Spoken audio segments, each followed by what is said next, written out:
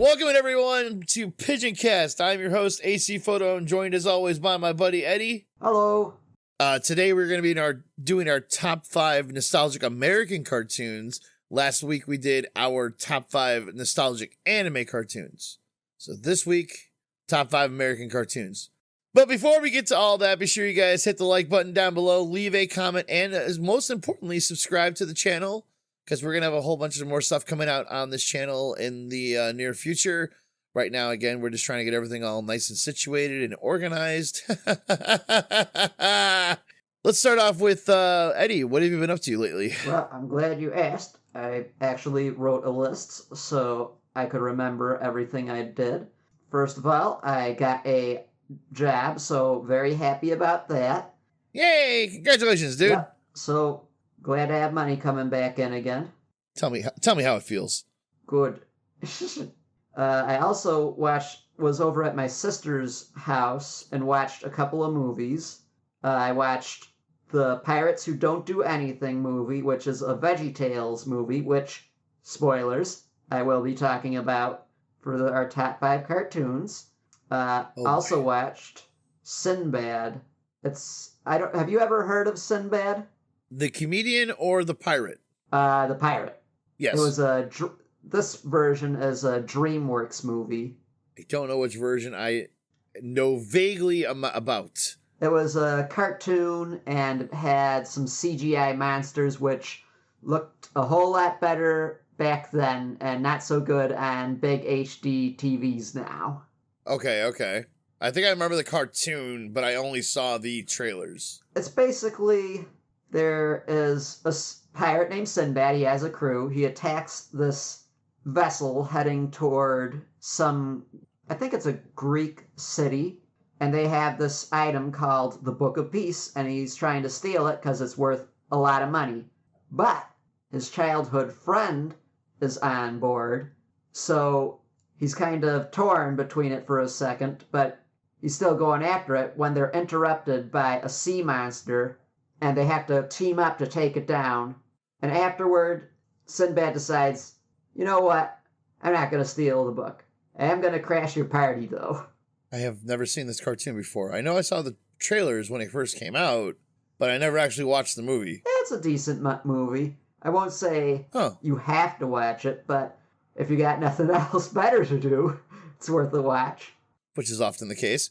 Now, we're talking about the original cartoon, not or newer version that came out recently. Well, it's not the original cartoon. It's a newer one. It was the 2000s, kind of Prince of Egypt time, if you've seen that movie. Shockingly enough, I haven't, but I actually really want to see it. Yeah, that one, I will say, Prince of Egypt, you should watch. The soundtrack is amazing, and just all the character development they put into the movie, fantastic. Yeah, I'm more used to the live action 10 Commandments. Charlton Heston, I believe it was. Yeah, that's the one I've seen a bunch of times.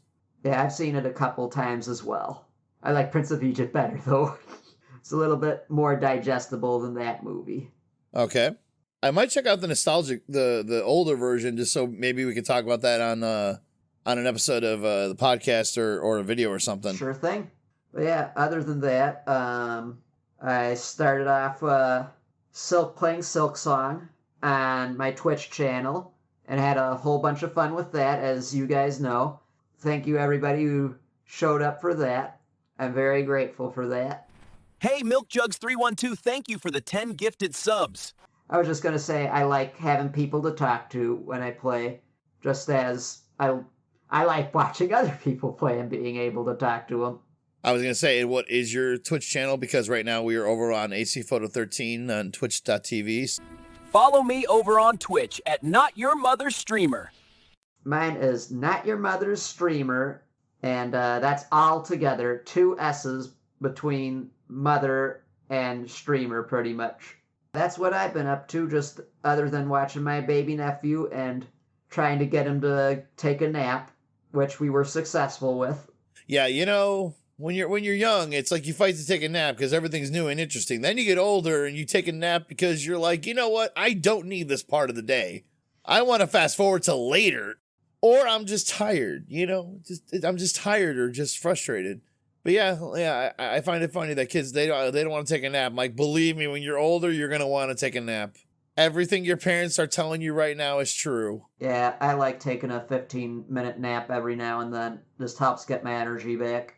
Oh, God, I can't do that. Maybe once in a while, if I'm in my chair and I just close my eyes for a little bit, then I can get refreshed. But otherwise, I'm like, no, I need a dark room in a couple hours. So what have I been up to? I've been up to an art show last weekend on Saturday at my buddy's tattoo shop, and it was good to see a few people that I haven't seen in a while. Got to see my buddy again. He seems like he's doing well. He got his freaking head tattooed. I'm like, what the heck? I just didn't notice it before. I hadn't seen him in a while. And then I got to see my buddy Dan. So we got to just chat about wrestling and horror movies for a little bit. Saw some cool artists. Some really awesome stuff was there. But I haven't been out in public in a while, so I was a little bit overwhelmed with all the people, which was great that we had more people. Like, I think we had twice as many artists as we had before, so that was something awesome to see. And other than that, that's been about it. Okay. Well, yeah, it's nice that you got to hang out with some friends and all that. Mm-hmm. I wish I could have gone, but I've been pretty busy. I need some time to chill sometimes. Oh, no, and like that place is very much out of the way for you to go to, just to come by and hang out. It was already like really crowded as it was. I sat in a very uncomfortable chair the whole time, so that was great. Okay. Well, shall we get started with our nostalgic news? Yeah, that is our next segment. Today in nostalgic news.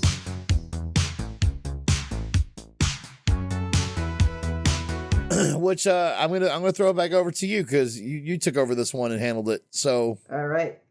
First of all, it's Weird Al Yankovic and Ryan Reynolds' birthday today. So that's pretty awesome. Happy birthday to those guys. Love them. wow, Weird Al Yankovic and Ryan Reynolds.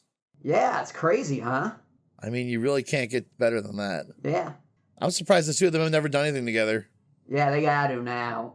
Yeah, We found out it has the same birthday. Yeah. they gotta do like a movie or a song or a music video or something. Yeah, for sure. They're two funny guys that could work very well together, I think. Deadpool 4, make it happen. Oh my God, that would be amazing. Weird Pool. All right, well, happy birthday to Ryan Reynolds and Weird Al Yankovic, both people I admire and enjoy very, very much. Yeah. What else we got? Well, in 1941, Dumbo released the original one by Walt Disney, and that was a great movie, wasn't it? Oh, I loved Dumbo when I was a kid. Yeah. He got drunk. He learned to fly from a bunch of crows. They gave him a magic feather out of one of their butts.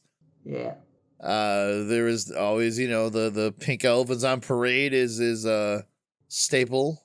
Yeah, that is definitely one of the most surreal pieces of music and cartoon imagery I've ever seen, I think. Next to the Hempalumps and Woozles from Winnie the Pooh that came out a few years later, yes, those two though, jeez, did not know what I was watching when I was a kid. Like, what is happening right now? Yeah. What's going on? And then I got older and realized, no, you do not see pink elephants when you get drunk. Not once, not one time when I got drunk did I see pink elephants, and I was very disappointed. Oh my goodness. Yeah, they had to put something a little bit stronger in that for sure. Yeah, what was in that? What was in what he was? I want when he was drinking. When it had been like absinthe or something. Seeing little green fairies and shit. What the hell was all that? But that was definitely an intense movie. Yeah. Just him getting teased all the time, and then his mom just finally snapping on him. Was like, nope, bad little boy. You don't make fun and pull my son's ears. Yeah, she just went completely crazy and trashed the whole freaking circus, and they had to lock her up in a chain. Yeah. And that was a sad moment. But then at the end, he's flying and everything's fine, and they get to be together and stuff. So that was cool. Yeah. Did you ever see the Dumbo Circus on Disney Channel way back in the day? I have never even heard of it. Okay, so they made a there was a period of time where Disney was coming out with live action. Oh, wait a minute. Let me rephrase that. There was a time Disney was coming out with live action TV shows from like their cartoons. So they would make these animatronic full body suit puppets and perform in those. So Dumbo Circus was one of these things. They also had Winnie the Pooh and Winnie the Pooh and Pooh Corner. Uh-huh. Yeah, I did see that one. That one was creepy because you had their eyelids were weird. You know, like they would either not blink or blink too much, and they just looked really, really bizarre. I think they fixed them in later episodes. But anyways, Dumbo Circus was about Dumbo and another cast of animal characters. There's no mouse in there. I can't remember what the Jiminy Cricket like mouse was in that one. Yeah, so the Ringmaster Mouse, he was no longer in the show. He was replaced by a Ringmaster Koala. And then there was, I believe she was a ballerina cat or an acrobat cat. They had a Lion-O Lion was in there. He was the official head of the circus. I think the koala was the musician, and the lion was the ringmaster. But yeah, they would fly around, and Dumbo would carry them or pull the wagon, Santa Claus style, and he had a red feather in his nose that he would fly with. That was his magic feather, because they wanted to replace the fact that they were black crows back in the day, and the apparent racial connotations that they got out of that, even though I never really... I mean, when you name one of them Jim Crow, it's kind of, Okay, I never noticed that before, and we're gonna move on after that one, because I don't remember that. And okay, yeah, that's a little bit of an oversight, right? Yeah, okay, moving on. Anyways, away from Dumbo in the crows. Well, in 1956, The Flash debuted in comics in the October issue of Showcase. Did you ever read any Flash comics yourself? Absolutely not. Yeah, pretty much the same here, other than maybe one from my nephews and nieces. They had a copy of the Flash comics from kind of an older Flash meeting the newer Flash, because he didn't always look like the Flash of today. He used to have what looked like a saucer with lightning bolts on his head, if you remember older. That I remember. That looked ridiculous. For sure. See, the only thing of the Flash that I remember was the 1990s live action series they had out. I'd watch that every once in a while, but that's mostly because I don't believe in that show they got too much into the whole Flash paradox thing. He just ran fast and fought crime. They didn't add any of this whole time travel, multi-dimensional jumping crap in there. That wasn't needed. He just ran fast and he was a superhero. That was it. And I enjoyed that. Everything else, get the fuck out of here. Yeah, it's a little bit much, and honestly, the whole multiverse thing is kind of getting old at this point. I never understood it. I never wanted to understand it. I just didn't care. I'm like, he runs fast. That's great. I watched Speedy Gonzalez in Roadrunner. I need not the Flash. Plus, I'm a Marvel guy, so... It's really good in the Justice League cartoon, though. The original one or the one that was in the 90s? I'm talking about the one that was in the 2000s. Okay, so the more recent... Okay, yeah, that one was pretty good. I thought you were talking about the whole... Meanwhile at the Hall of Justice. Meanwhile at the Legion of Doom. Nah, not that one. That one was classic. So fucking good. Anyways. Yeah. We also had, in 1958, the Smurfs debuted in the comic Johan and Peewit by the Belgian cartoonist Peo. The comic was set in medieval times where Johan, a page of the king, would go on adventures with his midget sidekick, Peewit, spurred on by their duty to the king and the courage to defend the underpowered. And how they found the Smurfs is there was an enchanter in the castle to help them with magic stuff, and he forwarded them to Papa Smurf to help them out. The look on my face right now is priceless. I go, what? This was the origin of the Smurfs? Yeah, Holy crap. it was a medieval fantasy piece, and yeah, the characters seem funny. The hero seems to be like your typical hero, but Peewit, he sounds like a real hoot. He would always get into trouble.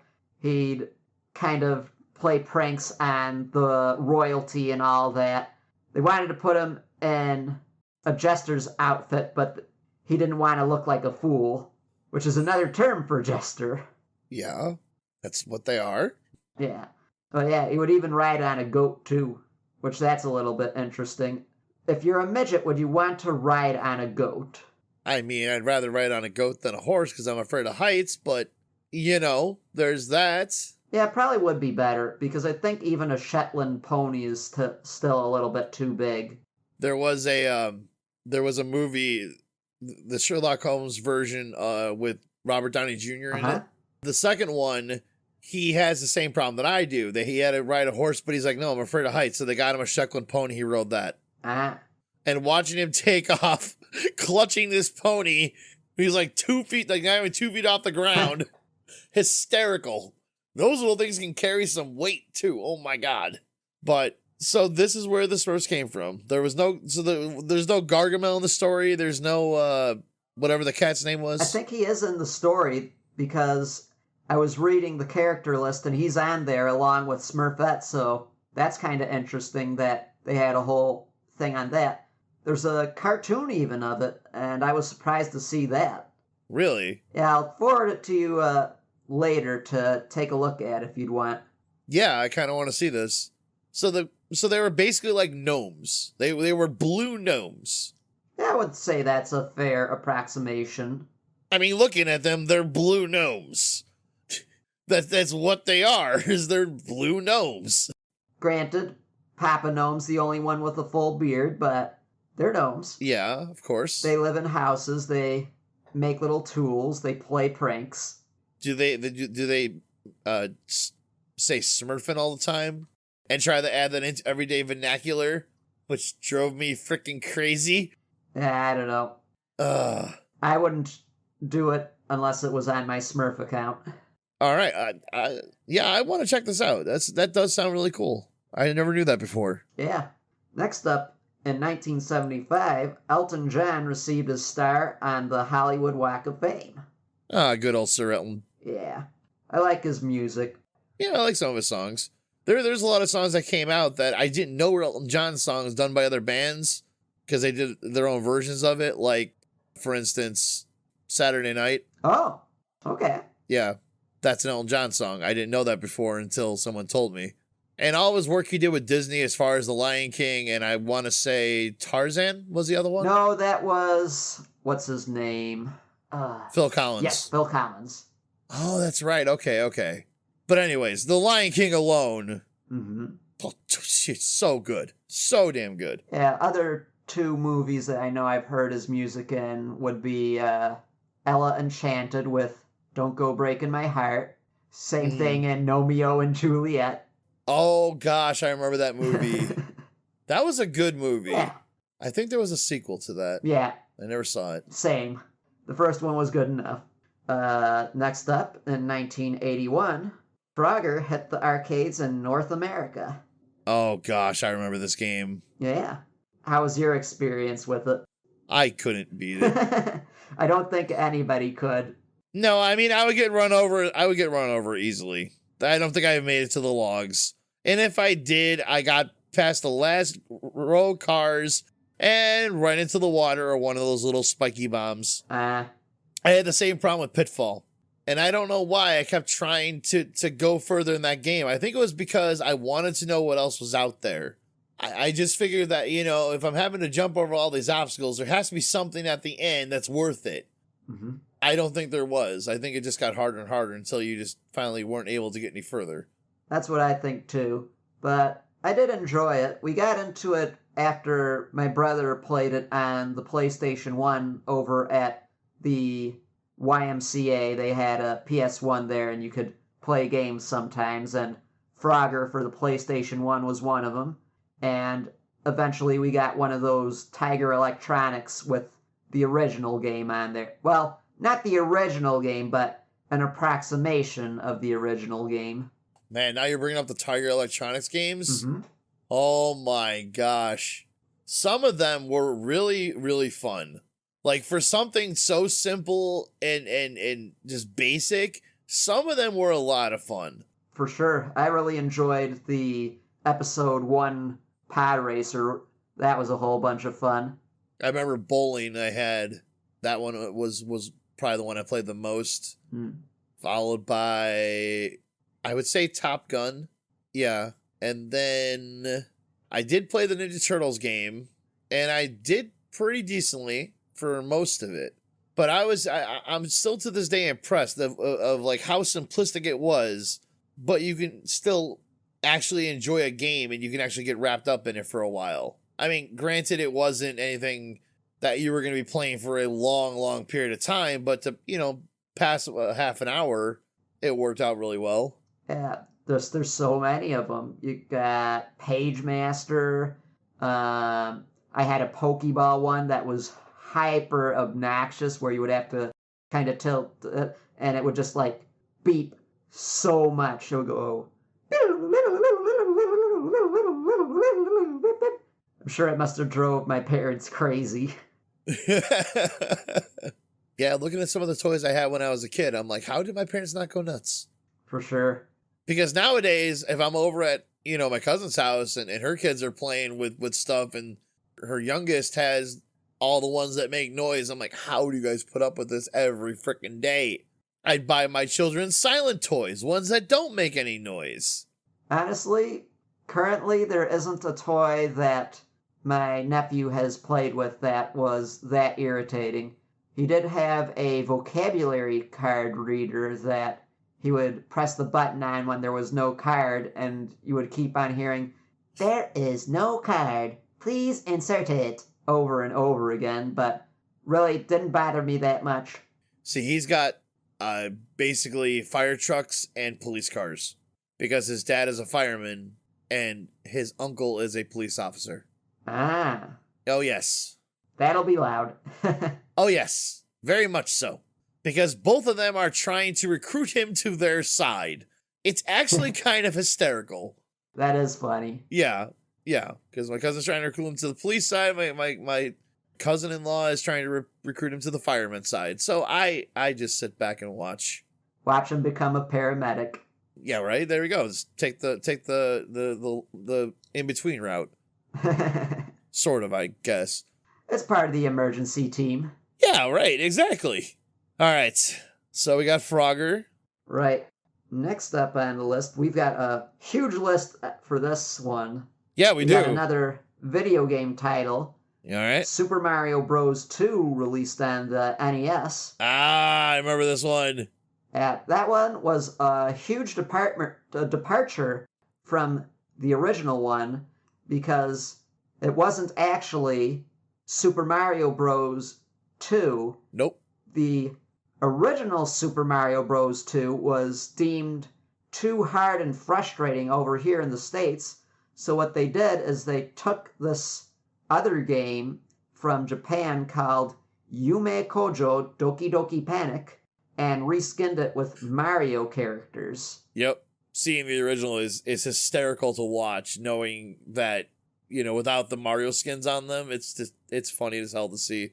But yeah, we got a whole lot of interesting characters from that, like Birdo. Yep. That was Birdo's first appearance. But see, here's my thing, though. I felt that the second one was much harder than either of the ones that came before or after it. Like Mario 1 and Mario 3 were not nearly as hard as Mario 2, to me at least. Yeah, I'm not sure. I never beat any of those. I mean, Game Genie. Yeah, I think I'd have to do that myself. Use the Nintendo Switch save state feature. Ah, yes. But yeah, I wasn't. Mario 2, I had even more problems with than I did with Mario 1 and 3. I was able to at least get to later levels in Mario's 1 and 3. Mario Brothers 2, I think I played it on stream, and I was dying like within the first like level. Nah. And how it was back in the day, I don't remember. I think back in the day I can get a little bit farther. I also didn't own Mario Brothers 2, so it was also harder to pick up and play it. It was mostly at a friend's house. Yeah. So, I mean, I had access to Mario 1 and 3. So those are the ones I played. And that's only because my uncle had them. Well, Mario 1 came with the Nintendo, so, I mean, there's that. Right. Oh, yes, but definitely a good throwback. Yeah. Next up, we got some more music news coming up in a row. We've got, in 2001, Apple released the iPod. Did you have any experiences with that? Not really.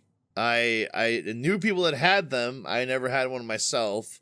I had adult money to buy one. I just didn't like Apple, and I was all about CDs, so I didn't get an MP3 player until much later. I still listen to CDs in my car, and if I wanted to make something, I make a mixed CD. So yeah, I would listen to albums in my car, not just playlists and stuff. They were very expensive when they first came out. I remember too, and some of them like stopped working, and you couldn't replace the battery in them. So I found them very unreliable. I would pick up MP3 players that I got at my work that were probably like $50-$60, and those weren't that phenomenal. And then the problem was getting my CD collection onto my computer to put onto the MP3 player. It was much easier just to take my CDs and put them in my car, you know? So this is back before you could find stuff online, and even now it's like then you had to like rebuy everything. I'm like, I already bought the album.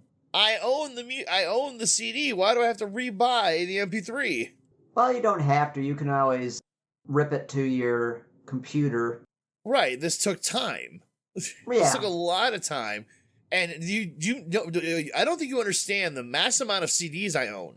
Well, I've seen your sleeve in the car, so I have seen you do have quite a plethora. That is not even a quarter of my collection. So to take everything I have and to convert it into MP3s just took way too long. I think if anything, I had my girlfriend at the time do it because she did all that stuff on a daily basis anyways, and she was really quick with it, so she did it. I just like, here, put these things on here. Cause she had like most of the CDs I did, so. Yeah, just gotta make a day where you sit down and have a media day and rip everything to the computer, or, knowing you, just not. No, I'll just put my CDs in my car and listen to my CDs, thank you. Yeah. There's something wrong with the way that I do things. Yeah. If it ain't broke, don't fix it. Right. The only problem is changing CDs while I'm driving. That was the only problem, but I had that down to a freaking science anyways. Yeah, I had a iPad for a little bit. It lasted me a year or two or something like that, and it worked good for what I needed it for, and I was satisfied with the amount of time it lasted. I had other MP3 players before, but they just don't last as long. So I think it's an okay product, but I think you just have to realize that MP3 players and really any portable device is only going to last you a couple of years. Yeah. I mean, I have ones that still work that I've had for over 10 plus years. And none of them are what I would consider, I think one's a SanDisk, and that's like the most name brand I got. I went through tape decks and portable CD players a lot quicker than I went through MP3 players. So I guess longevity wise, sure, it's just getting the music on, off, and all that stuff is the pain in the butt. Yeah. Yeah. It's like, okay, so now that I don't have a CD deck on my computer, Now what do I do? Yar, matey. Yeah. Sail the high seas. Again, I own. Oh, believe me, I grew up in the days of Napster, so don't even worry about that. That's another place I would get most of my music to put on my MP3 players was Napster. Uh-huh.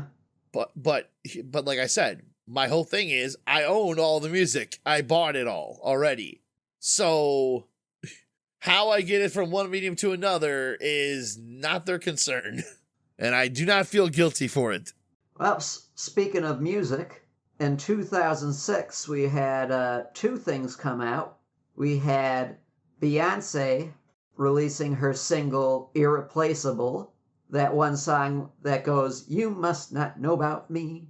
I don't think I can name you one Beyonce song besides if you like they should have put a ring on it. Yeah, that's the only Beyonce song I could probably name off the top of my head. Hmm. And, that's because it was, one, it's catchy, and two, it was played so much that you couldn't escape it. Yeah. Great singer. Oh, yeah. Yeah, she's good. Next up, we got My Chemical Romance released The Black Parade, which was their third studio album. Yes, it was. Not their second, which everyone thinks, because they don't know about their first studio album. That really wasn't big in stores. But I have it. It was great because one year we went to go see, I think it was during the My Chemical Romance tour, if I'm not mistaken. Maybe it was right before that. But anyway, I had found their CD online because any bands that we listened to back then, I would typically try to go out and find if they had another CD previous to that one or any other music before that. This is how we found out Chester was in a band called, not Dorian Gray, what is it? Grayest Days. That was the name of the band. Chester from Linkin Park was in Grayest Days, and I have that album as well. They didn't really have any like major success, but it's just really kind of cool to hear him before Linkin Park. And the same thing with My Chemical Romance. The first album, which I can't remember the name of it, the one with Helena on it, I found out that wasn't their first album. So I found their first album on Amazon, got it, and listened to it. A lot darker and angrier than their later stuff. So when we went to the concert, they said they were going to play some old stuff that, you don't get to hear very often. So all the little kids who were trendy into the band had no clue what was going on, and then were terrified when they started playing these songs because they were just raw emotion. They're like, we thought Elena was their only album out, and now this one's scaring us. So I found that funny. Black Parade, though, is a solid album. I really, really enjoy it. Yeah. Me, I really haven't gotten into My Chemical Romance. Most of my music culture, I learned most about music in my later years when I got into high school / college age, and I don't even hear My Chemical Romance until, honestly, I didn't get any of their music until this year. I might have heard it beforehand, but I didn't get anything until this year. Okay. Yeah, see, for me in music, and I can go on about this forever, but I won't. I started to, in high school, I think it was all about finding the classic rock bands that I had missed. Because I was big into Black Sabbath, I was big into Alice Cooper, I was big into Ozzy, Kiss. Well, Kiss being my favorite band, of course. Who else was there? Motley Crue, Metallica. So everything from the 80s through the 70s, I was listening to, like Led Zeppelin, Pink Floyd, all that stuff. And on top of the music, I was already, listening to modern day at the time. So I spent my high school years learning about all the classic stuff. And then I got to college, and it was a combination of punk rock and, I hate calling it nu metal because I hate that term, and I don't feel that it fits. But for lack of better terminology at this current point, we'll just say nu metal. So Disturbed, Spineshank, Korn, I guess they could class. So that's why I hate the term nu metal. Slipknot, I was big into. Then I started getting into more Pantera, Slayer, bands like that. And then I just kind of went everywhere. big journey for AC of music, finding music all over the place. So, yeah, I was always in search of different bands, different sounds, different music. I would look up bands from different countries, and what really got me going down that path was listening to a band called Him and finding out about that band, because they were from Finland and only one of their albums had come out in the United States and was you can find it in stores. So I went and found the rest of their albums that hadn't released here yet, got them, and then they started coming out with albums in the United States specifically, but I had already been listening to them for several years. And that sparked, okay, well, I like this music. This music has a different tone and feel to it. What other bands are from Finland that I might like? And that started a whole thing. Then I started going by country. I'm like, okay, what bands are from Italy that I might like? What bands are from, this country I might like? I got really into, I think it's like J-Rock or J-Metal. I got to see a few, there's a band called Dorian Gray. They're really, really good. Oh my God. I got to see them on Family Values tour with Korn. So it was pretty intense seeing a Japanese band playing Japanese metal on like a metal festival. Yeah, that's pretty cool. Yeah, that dude is freaking insane too. Like he literally punches himself in the face throughout his performance to get himself to. Yeah, he is intense, insane. Because I was walking through. I think it was ASEN. I'm walking through the convention, and they had a booth set up with all the different music from Japan, and that band was on, and he's like punching himself in the face and getting his nose to bleed and his mouth to bleed. And he's just like tearing apart his mouth, and I'm like, what is going on here? This dude's metal as fuck. So the guy's like, yeah, it's Dorian Gray, and you should check them out. They're really good. I'm like, yeah, give me their CDs. They sound awesome. The guy's freaking crazy. This looks great. Yeah, sign me up. So yeah, I've always been a music enthusiast on the search to find new stuff, local, well known. It doesn't matter. I love all of it. Usually if it's rock, I'll listen to it. Any version of rock. Pop stuff I'm not too much into, but yeah, totally good album, and good choices in music there for those who like Beyonce. I'm not gonna judge. Now, I don't think we got to really talk about this, but did we consider 2011 meeting the criteria for nostalgic or not? It's just on the bar, because I got another story. Well, you already threw in your favorite cartoon in there, so I really couldn't protest too much. So since we're just going ape shit, we might as well go the full 9. Okay, because I was going to say, in 2011, Once Upon a Time premiered and was a hit, mainly because it was a mashup of characters from classic fairy tales, or I should say, Disney fairy tales, who were transported to a town in the real world by a magic spell and lost all their memories, until one day this woman, Emma Swan, she's that blonde on the right there with the sword, she comes to the town and starts figuring out the connections between these fairy tale characters and uncovering the mystery of why they forgot everything. This is a show I've always wanted to watch, but never got to keep up with. It was on, but I never got to catch it. Yeah, it was pretty good. It's just, the thing for me is, when I watch stuff, I kind of want to take a break from drama and all that. So this show would get kind of intense a lot of the time because there's stuff happening. And the bad guys, it would seem like the bad guys always had the upper hand at every corner pretty much. And it just was a little bit too much for me. Okay. Yeah, I remember a bunch of people talking about it and stuff, but I never really kept up with it. It sounded cool. It's something I would probably watch it now, but I just never got to catch it on regular TV. It wasn't on streaming where I could just binge watch it and stuff, and I don't remember how many seasons there is now, so... There's a lot for sure. Yeah, and that's what kind of keeps me from watching it, because Supernatural is the same way. I watched the first season, loved it, thought it was fantastic, couldn't keep up with the second season, and after that, it just kind of went crazy gangbusters up to 16, 17 seasons, and I'm like, that's too much for me.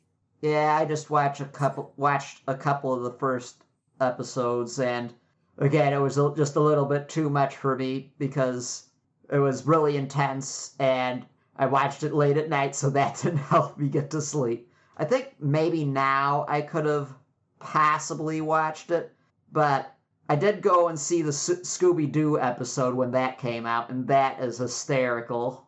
I've heard. Because they go to a classic Scooby-Doo cartoon through some sort of demonic influence, and they have to fight the demon within that cartoon, so people are dying in this, and the gang is like, oh, this must be fake, or this is real. Uh-oh, Reggie? Yeah. And they're all traumatized from this, and there's a character named Castiel. He's an angel, and they find out about him, and Daphne's freaking out, and she's saying, heaven is real? There's a God? Am I going to hell? And it's just like, it was funny, but by the end of the episode, they kind of make the gang think that it was some sort of illusion or something like that, like usual, and it was just the classic, oh, you take a mask off of the guy. It was actually Colonel Sanders all the time. What? The guy that brings me my chicken? I don't know the name of who it was. Oh, okay. I thought it was actually Colonel Sanders as the villain. Nah, but I think, if my memory serves right, that Dean did take Fred's ascot, though, to wear it, and that was pretty funny. You know they reference Negan in that show? Oh, they did? Okay, so in the first season, they reveal their father, and their father's Jeffrey Dean Morgan. Jeffrey Dean Morgan plays Negan. Uh-huh. So during one of the later episodes, they're going through the attic, and they're looking through their dad's stuff, and they find Lucille. They find the baseball bat wrapped in barbed wire. That's kind of funny. And they're like, what the heck is this? Oh, that's Dad's. Technically true, but also... yeah, that's a show I have to catch up on. But again, when a show is too many episodes long and too many seasons, I'm like, this is too much. 5 or 6, 7 is fine. When you get above 10, it's like, okay, you're beating a dead horse now. There's no reason to be above 10 seasons. What could you possibly have to say after 10 seasons? I'm looking at you, Simpsons. Yeah, all you need to watch for Supernatural is the Scooby-Doo episode. That, a really quick side note, though. Mm-hmm. I was watching something, this relates back to the last episode. I was watching something on Slayers, and you remember how we had the new 2 seasons come out later on, like, after we had both already watched, like, you know, all of them, and the show had been out for years and years and years? Yeah. Well, apparently, they keep talking about, well, maybe there'll be another, you know, incarnation, another series. And in my opinion, I'm like, no, I don't need another series. I'm okay with it where it ended. I was okay where it ended after Try. Sometimes in anime, a story, a TV show, a series does not need to keep going. Sometimes something is more beautiful because it doesn't last forever. Yeah. We don't need it to last forever. Yeah, just like One Piece. No, let Oda cook. He's getting there. Just give him some time. I mean, I haven't watched One Piece, so I can't say that the continuous going of episodes is extensive. Because sometimes you can have a story that goes on for a long period of time and blah, blah, blah. It's just not very often. I typically tend not to be a part of that. Like something like Doctor Who where it goes back to the 50s. No, thank you. I'm good. There's people that have watched every episode from the 50s all the way up to the modern day. And I'm like, how? Why? No. It would be too much for me for sure. Yeah. So I think when TV shows are only a couple seasons, it's more than okay. Just give it a good ending, and that's it. We don't need to stick with these characters forever. However, if they do have another Slayers season drop, I am gonna probably watch it. I mean, I would too, but that's beside the point. Anyway, that was my bit of what I wanted to say, just because it related to the extensive amounts of seasons of once and all that stuff. So, anything else for the news? That's it. What's our nostalgic snack of the week? Or the episode, I should say. Oh, that's a good... Oh, shit, I knew I forgot something. Uno momento, por favor. I've got one. Oh, you've got one? Great, because I'm not prepared, apparently. It can tie into one of my cartoons, and I want to go with Scooby Snacks. Basically, there's been a whole bunch of iterations of it. I think there's been fruit snacks and stuff, but what I got only one time were these kind of graham cracker type cookies, and they would come in a box, and man, I just loved them. They were good. You could pretend like you were Shaggy and Scooby, and I could definitely eat a whole box of those. That would be no problem for me. Where's the ones that have about 40% THC in them? That will make me feel like I'm Shaggy and Scooby. That's my kind of Scooby snack. There's been a lot of different types of Scooby snacks. They actually changed it up for in Shaggy and Scooby to Get a Clue. They had these Scooby snacks that Shaggy would give Scooby, and they would give him superpowers because their uncle, or I should say Shaggy's uncle, was a nanoscientist, so he could put robotics in there to help change Scooby's molecular system, and he'd get all these cool superpowers. They even did one where he turned into a giant mecha. Okay, that's a little nuts. But yeah, I really enjoyed these snacks, and I don't think I would ever say no to any Scooby snack. Yeah, looking at all these online here, I do not see a single one of these that I remember having as a kid. Yeah, I think that green one, the box one, was the one that I had. And honestly, they should come in a box, not in snack wrappers. But I suppose if you're doing the fruit snacks, you kind of have to.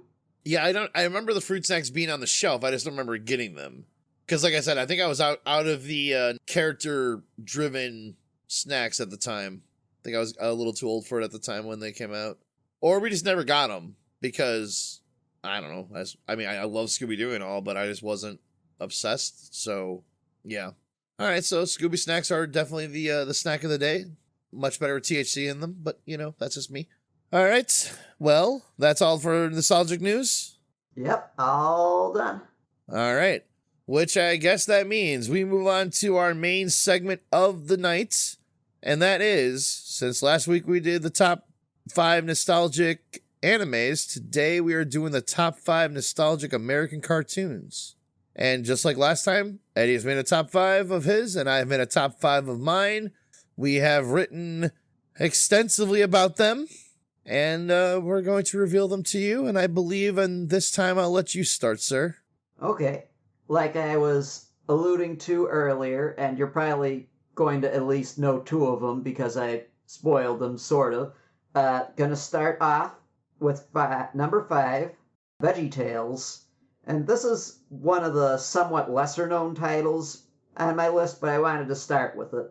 This series was made by Phil Vischer, and originally he was going to make the main characters a chocolate bar and hamburger, but his wife told him to pick something more healthy, thus giving children another reason not to eat their veggies and creating one of the most beloved pieces of Christian media simultaneously. So, basically the main premise of the show would be a kid would write to Bob, a tomato, and Larry, a cucumber, to ask them a question. They would answer it in the form of a story. Sometimes they would have an original story, and some others were inspired by Bible stories. And between the story, they'd have a silly song to sing, and then at the end, they'd wrap up by saying a verse that corresponded with the said problem that was written in earlier on, and remind everyone that God made you special and He loves you very much. And I think my favorite episode was probably Larry Boy and the Fib from Outer Space, because he was kind of a Batman type character. At least that's what they were doing. That's that other pic that I sent you. Yeah, that doesn't look like... It doesn't look like Batman. No, it looks like something else. Nah. You could definitely... Well, if you see the next picture that I sent you, did I send you another picture? I'm more focused on this one right now because we have this was a poor design choice by the by the artists. But still, if you see the costume, you're not going to see it. But definitely, you don't want that on the front of your box art of the VHS. Kind of like the Little Mermaid VHS if you have one of the older versions. Oh, I remember that too, but this is a lot more blatant. I do not think that they should have picked a pickle as their main protagonist. Nah, because it is that shape, but really, you got the suction cups at the side of the head. Oh, yes, he does have the suction cups on the side. And no matter any way you spin it, this yeah. This is for kids? I don't know about this. Next slide.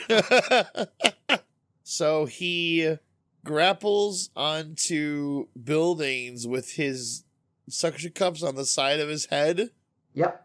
They extend kind of like Spider-Man. Spider-Man's web strings. So that's why I would say he's kind of a little bit of a mixture between Batman and Spider-Man. He's more Batman, though, in the fact that he uses gadgets for everything, and he has kind of an all-terrain type vehicle called the Larry-Mobile, which he can transform from a car, kind of like Batman's nuclear-powered car from the 60s, and then it can transform into a plane. But yeah, this story begins with an alien dropping to Earth that feeds off lies. And this kid named Junior breaks his father's plate, and the alien encourages him to lie to cover it up. And as lies often do, they begin to multiply and grow, and soon you've got a huge giant fib alien from outer space on your hands that carries you up King Kong style up the nearest water tower. Now they send in Larry Boy to save the day in his plane, but that didn't really work out. He got swatted away by the fib, and that was it. But Junior, figuring out how the fib got its power, starts telling the truth until it gradually disappeared into nothingness. Now Larry Boy does get to help out by using his suction cup ears to rappel up to Junior and get him safely down with his father, who is disappointed that Junior lied to him. And he is going to be punished later, but he's just glad that Junior's safe. How do you punish a pickle? Actually, it's an asparagus. Oh, okay. Yeah. Junior and his family are asparagus. Oh, okay. Okay. But yeah. Not everyone is a pickle. Got it. Yeah, there's all sorts of vegetables. There's gourds. They had rhubarb in kind of the newer episodes. Kind of made her... Well, yeah, I would say they kind of made her a girlfriend type figure for Larry the Cucumber. But yeah, good stuff. I think my favorite silly song out of that whole thing, because they do a silly song for each episode. I don't think it was this corresponding show that they had, but there's one called I Love You Cheeseburger, and it's basically about this guy who goes to a burger place at night, but they're closed. So he decides to wait until the morning until they open, and he just sings about how he loves a cheeseburger. And then when it gets early into the morning, he sees a billboard for Denny's, and he feels conflicted because he really wants the cheeseburger, but he's tempted by Denny's all you can eat at half price, but he promises he'll be back for lunch. But yeah, it's just a great song, and just I love all the hard work Phil Vischer put into bringing all these characters to life. It's just kind of a shame that lost the rights to it due to some disagreement with someone who had funded the show, and I guess he couldn't get the rights back. He did have another show that he started up that was pretty good. It was called... I'm actually blanking on the name of it. But he did start another show with puppets, and I really enjoyed it. It kind of went a little bit more in depth about the Bible and terminology, because trying to explain the term righteousness to a child is a little bit confusing, because you don't have that terminology nowadays. What's transgressions? Oh boy. We'll probably talk about that if we ever get to Bible Man or something like that. Oh God, one can only hope not. If we get to Bible Man, this show is over. That we've hit rock bottom at that point. Because then I have to watch that, and I am not watching that. Oh my goodness.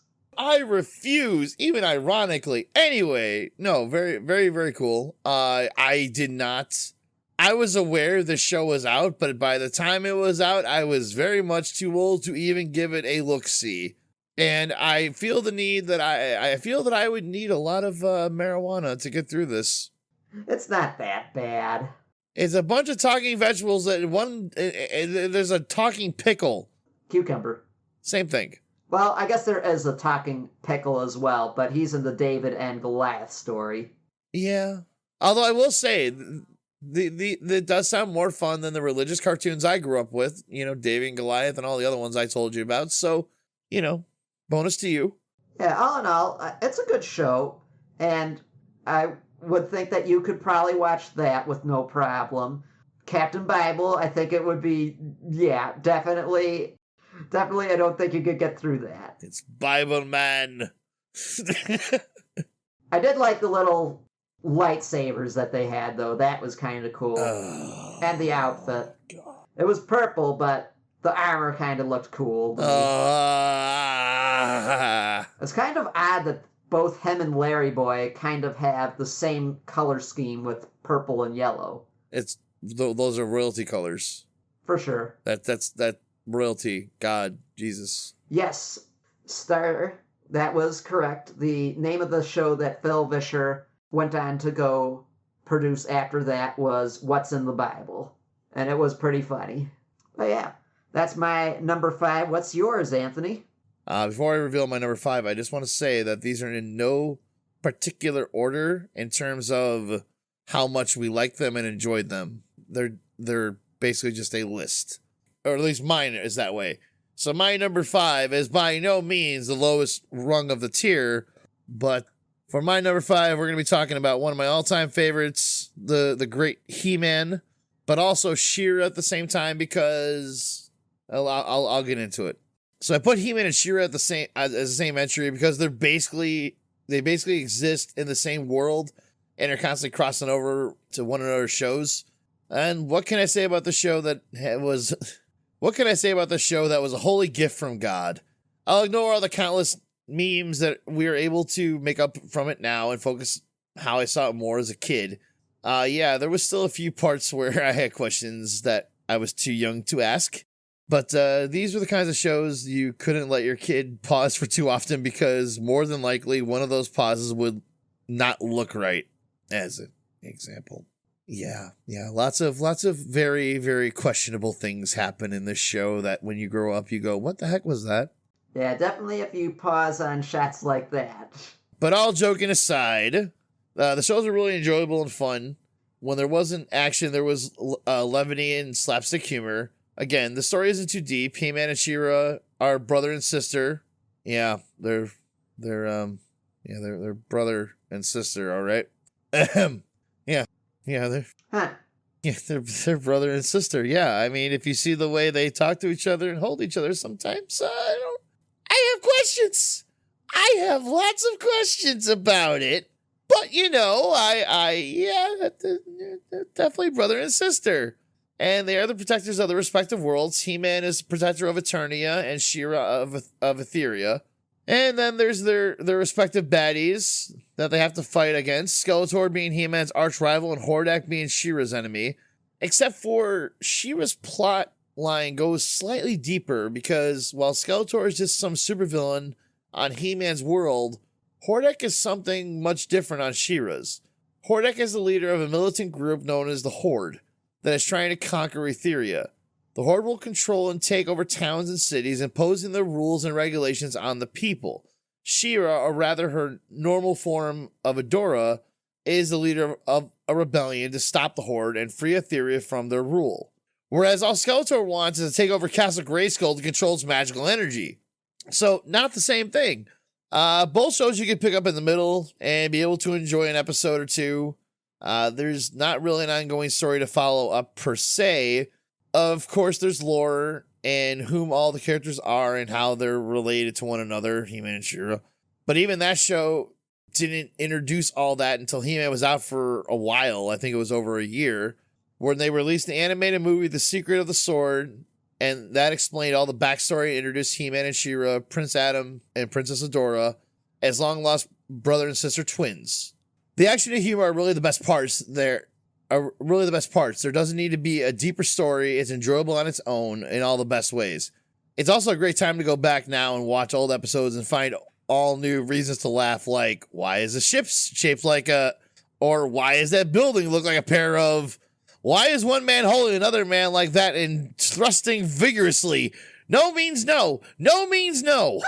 But being it for the action or the fun, He-Man and She-Ra needs to be in my top 5. The show was and still is too great not to include it. So, yeah, I mean, we got great pieces of media from it, like the best remix of all time with Hey Yeah. Oh, God. I love singing that song. Also, there's a He-Man game coming out on Steam relatively soon. I don't think there's an official release date for it. But it's called He-Man and the Masters of the Universe, Dragon Pearl of Destruction. And it is a side-scroller beat 'em up with all the old school He-Man characters in it. There's He-Man, there's Man-at-Arms, there's Teela, there's Battle Cat, Orko is in it. And if you just go through Steam and you flip through the pictures, if you're familiar with He-Man, there is a bunch of nostalgia and characters that were in the episodes that just looks super awesome, and I cannot wait to play this when it comes out. Now, Anthony. Yes. I gotta ask you, did you know that He-Man had children? What? Yeah. He had 14 sons and 3 daughters. What? With who? Well, I don't know who, but it says in the Bible in 1 Chronicles 25, all these were sons of He-Man, the king's seer. Wait a minute. They were given him through the promises of God to exalt him. God gave He-Man 14 sons and 3 daughters.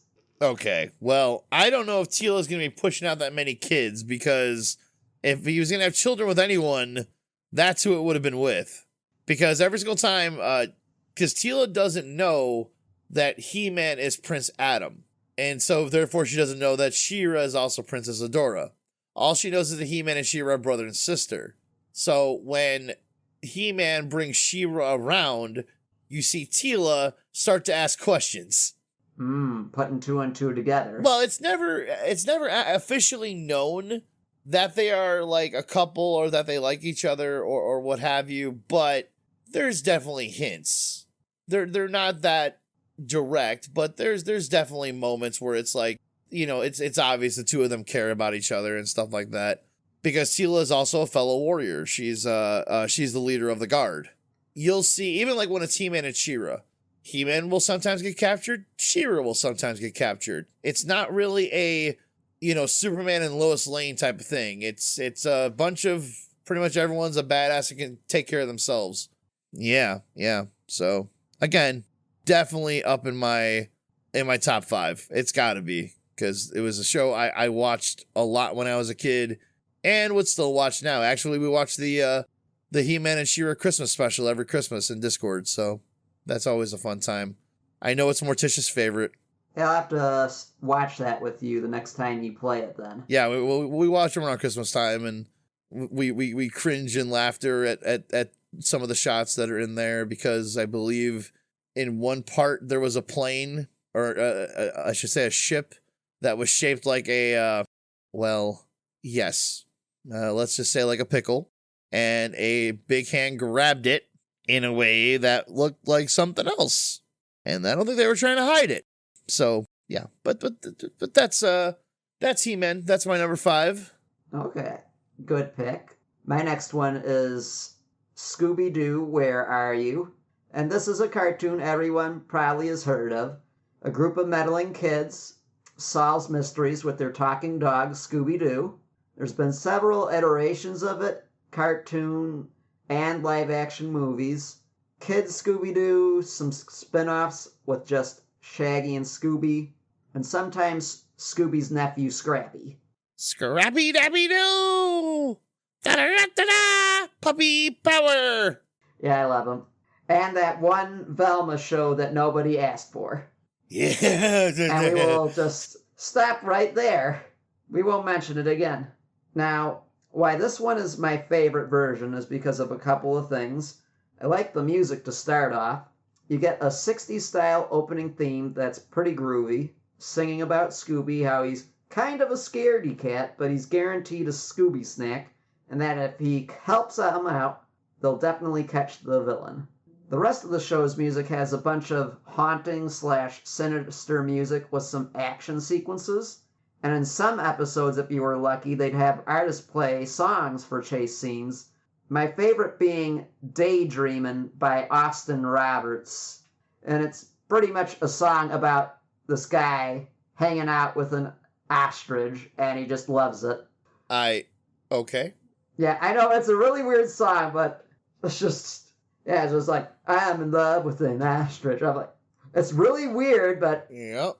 it's really catchy. Join me for AC After Dark, where we will be spending time with ostriches, and just join me there.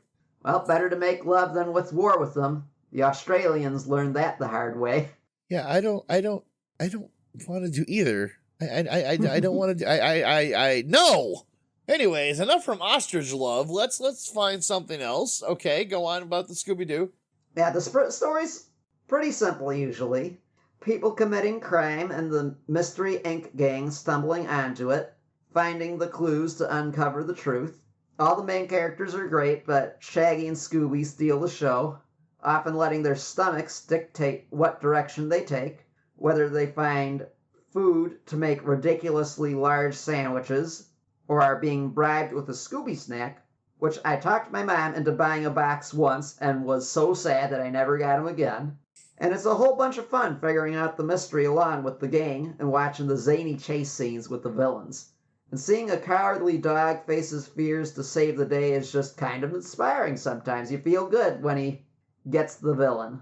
But yeah, that's the reasons I like Scooby-Doo, Where Are You?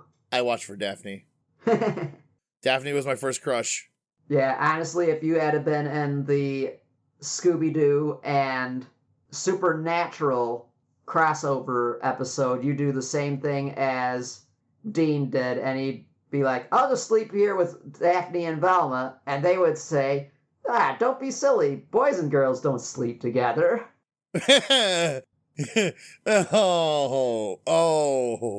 Oh dear. And Fred was always going off with Daphne or Daphne and Velma, and then leaving Scooby and Shaggy to their own devices. Not one time did Fred go with Shaggy and Scooby. It was always Daphne or Velma or both. Yep. Yep. I remember. Shameless. There was also the episodes of Scooby-Doo where they had special guests on every week. Oh yeah, I love those. That was the New Adventures of Scooby-Doo, but I think my favorites were probably the crossover with the Addams Family, and then I think my absolute favorite was Phyllis Diller. She was a comedian, and she's just a real hoot. Okay. The ones I enjoyed the most were probably Batman and Robin. Yeah, they were repeat characters on that show. I also liked when they had the Mamas and the Papas on there, because they had Mama Cass, and they played up her eating, because Mama Cass, the Mamas and the Papas was two guys and two gals, and Mama Cass was a more robust female. So in the cartoon, they were making fun of her eating all the time, but I think it was her voice, so I'm pretty sure she was okay with it. But one of my favorites, whenever they would be on, was when they had the Harlem Globetrotters on. Oh yeah, that was awesome. Yeah, because each of the Harlem Globetrotters had their own different personalities, and I'm not sure if they included the Super Harlem Globetrotters in the Scooby-Doo cartoons, because later on the Harlem Globetrotters had a cartoon come out called the Super Harlem Globetrotters, and they all had superpowers. Interesting. Yeah, so I can't remember if those were included in the Scooby-Doo cartoons. I don't believe so, but I might be wrong on that one. But they were also repeats, and they were just funny because each one of them had their own personality, and they all just played really well off each other. Like Curly was the jokester, and like kind of like the nitwit of all of them. And then they had I can't remember all the other ones' names right now, but each one of them was slightly different. And again, all based on the Harlem Globetrotters at the time. I really want to see them play basketball at some point, like in real life. That was something I never got to go to. I think I had seen a couple of ones on TV, but yeah, they do like all kinds of really crazy trick shots and stuff like that. It's basically a setup game where the other team's supposed to lose, except for in one instance where I think the other team actually did win. I don't know why that happened, but yeah, I don't know if they're still around anymore either. If they still do that kind of thing. I would hope they are. Yeah, I hope so too, because that was a full act. Like, they replaced people as, they retired and stuff like that. Oh, Nick says that they're coming back to the arena December 28th. Oh, no shit. But see, it's not the original ones that I grew up with, so now I just don't care. Well, that's the same problem with going to, like, a monster truck rally. Bigfoot is retired. That was my favorite monster truck of all time. Now I can't see him, I mean, I guess I can see Gravedigger, which is my second favorite, but all right. So my number 4 has to be the Ninja Turtles. And so I've already gone in extensive into this. We already had an episode. Our first episode was about the Ninja Turtles from, old school. And I mean, there's really not much more I can say about it. It was crime fighting, pizza powered fueled crime fighting. I could not have a list of cartoons without the Ninja Turtles. I absolutely adored everything about the show, from the humor to the action to the characters. This was something that came on and I instantly struck a chord with me. I was instantly hooked. I had turtle fever right away. So yeah, that's really all I can say about it. There's really nothing that deep into it that I can go. There's no deep storyline, no deep meaning. It's just that it was a really cool show and I absolutely loved it. My sister forwarded me a TikTok showing me that they had a TMNT themed restaurant called Cowabungas. Oh, that was out recently, wasn't it? Yeah, and it just opened this year, so... I thought it already closed. Oh, maybe it was a pop-up, you think? Mm-hmm. That's too bad. But if it is still there, I would like to go. Yeah, I would be down for that. But I think it was a pop-up, because I saw that around the same time the movie came out. When we went to go see the movie in theaters again. I think that's what it was for. I could be wrong. If it's a permanent thing, I'm going. Like, we'll go. But I think it was just a pop-up. We'll have to check on that. I don't know. It still has the menu up, so unless they just didn't update it. But when I did go to their website, it did not. It had like an error on the mobile app. So oh wait, it pulled up. The website's still there. We might be in business, ladies and gentlemen. It looks good. Oh, they eat. This is great.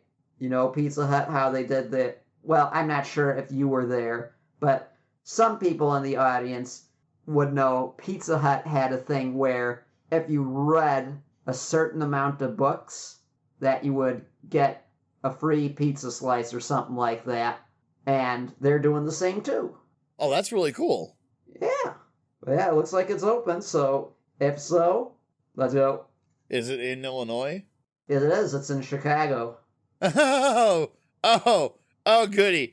Great. I'm sure it'll be fine. Oh, yes. I'm sure it'll be fine. We'll just get out of there before dark. That'll be the key. Anyways, that was my number 4. Right? Number 4? Yeah, number 4. And yours, now you're on 3 now. Yeah. I would say my number 3 would probably be The New Adventures of Winnie the Pooh. We all know the classic one with Winnie the Pooh. He likes honey and all that. Mm-hmm. And you got characters like Tigger, who's just a playful cat pretty much, which is kind of the antithesis to what a cat is, unless they're a kitten. He's bouncy, flossy, fun, fun, fun, fun, fun. And the most wonderful thing about Tigger's is he's the only one. Which Rabbit is definitely glad about. Yeah, I'm sure he is. Yeah, Tigger gaslights him a lot for sure, making a mess of all of his stuff. But yeah, that's why we love him, because he's so energetic and full of light. And you got good old Eeyore going through a rough time. Thanks for noticing me. And it's just the little things that count sometimes. Like once when his house broke down, they fixed it all back up nice for him and made it more solid. It's just about having a good community around you when you're having a hard time. His house is a tent of sticks. Well, that's all he needs. It's not that much of a hassle for them to put up a tent of sticks. That's all he wants. At least from what I can tell. But that's why it fell down. See, this is the thing about Eeyore that always drove me freaking crazy. Okay, they have to tack his stupid tail back on. Why doesn't someone just sew it back on his butt? The reason why he keeps falling off is because they have to keep nailing it back to his ass. The reason why his house falls down is because he's built a house out of a stick teepee house. Build him another house. Find him a tree. The rest of you have houses. They all look nicely furnished. Why can't you find him one? Or why doesn't he find one? His misery is surrounded by him. Yeah, it is weird that he is the only one without a house. He is the only one that walks on all fours, though, so maybe that's the reason. Well, he's a donkey. Right, but Pooh's a bear, and he walks on his hind legs all the time. Bears walk on their hind legs all the time. Rabbits don't, though. Rabbits can. Well, they can stand up. Tigers can't, though. Pigs can't. Or tigers definitely can't jump on their tails. This is true. It would be really awesome if they could, though. Yeah, because a tiger needs any other resource to be a even better predator. Now they need spring-loaded tails to fling themselves at their prey. I don't think so. They can already climb trees, swim, make the sounds of other animals. They don't need any more help. And thinking about it, like, if they have the same power as Tigger in their tails, that would be scary, because in the Tigger movie, he really goes crazy with all of his bouncing, if you've ever seen that. The ultimate bounce. Oh, God. Where he really twists up himself, and pretty much his legs go spinning, and he jumps all around trees and all of that, like a pinball machine. I kind of have to see this now. It's really good. That sounds amazing. And it's a really touchy-feely movie, too, because Oh, no. Tigger's kind of feeling lonely in this movie, and to cheer him up, everybody else dresses up like Tigger's, thanks to Roo. But he finds out about it because with his party favors that he gives everybody, when they take a sip or get water splashed on them, some of them aren't wearing costumes, so the makeup kind of comes off and the jig is up and he gets really sad and leaves. But everybody goes back to find him, and him and Roo do the ultimate bounce to get out of this crazy snow slide that happens during the movie because it's set during winter. But he's happy that he's the only one because he's one of a kind. I don't understand this movie. Why is he now sad that he's the only one? He wants to be the only one. Not my Tigger. Getting back to the new adventures of Winnie the Pooh. Yes. The reason why I liked this a little bit more than the original was because they had a lot of fun stories. For example, they had one where Rabbit finds this little baby bird, and he names her Kessie, and he raises her like his own daughter, pretty much.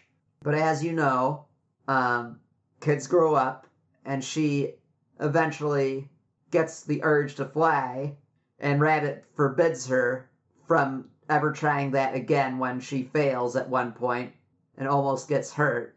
But the other cast of the 100 Acre Wood know that she has to fly because she's a bird. That's what she needs to do. So they encourage her, and eventually she takes off, and Rabbit sees her fly away, and he's all sad that she's up and flown away.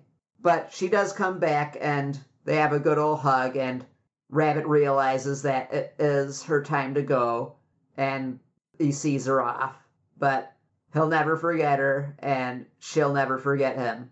They did have Cassie return for an episode, but I'm not remembering too much about that one.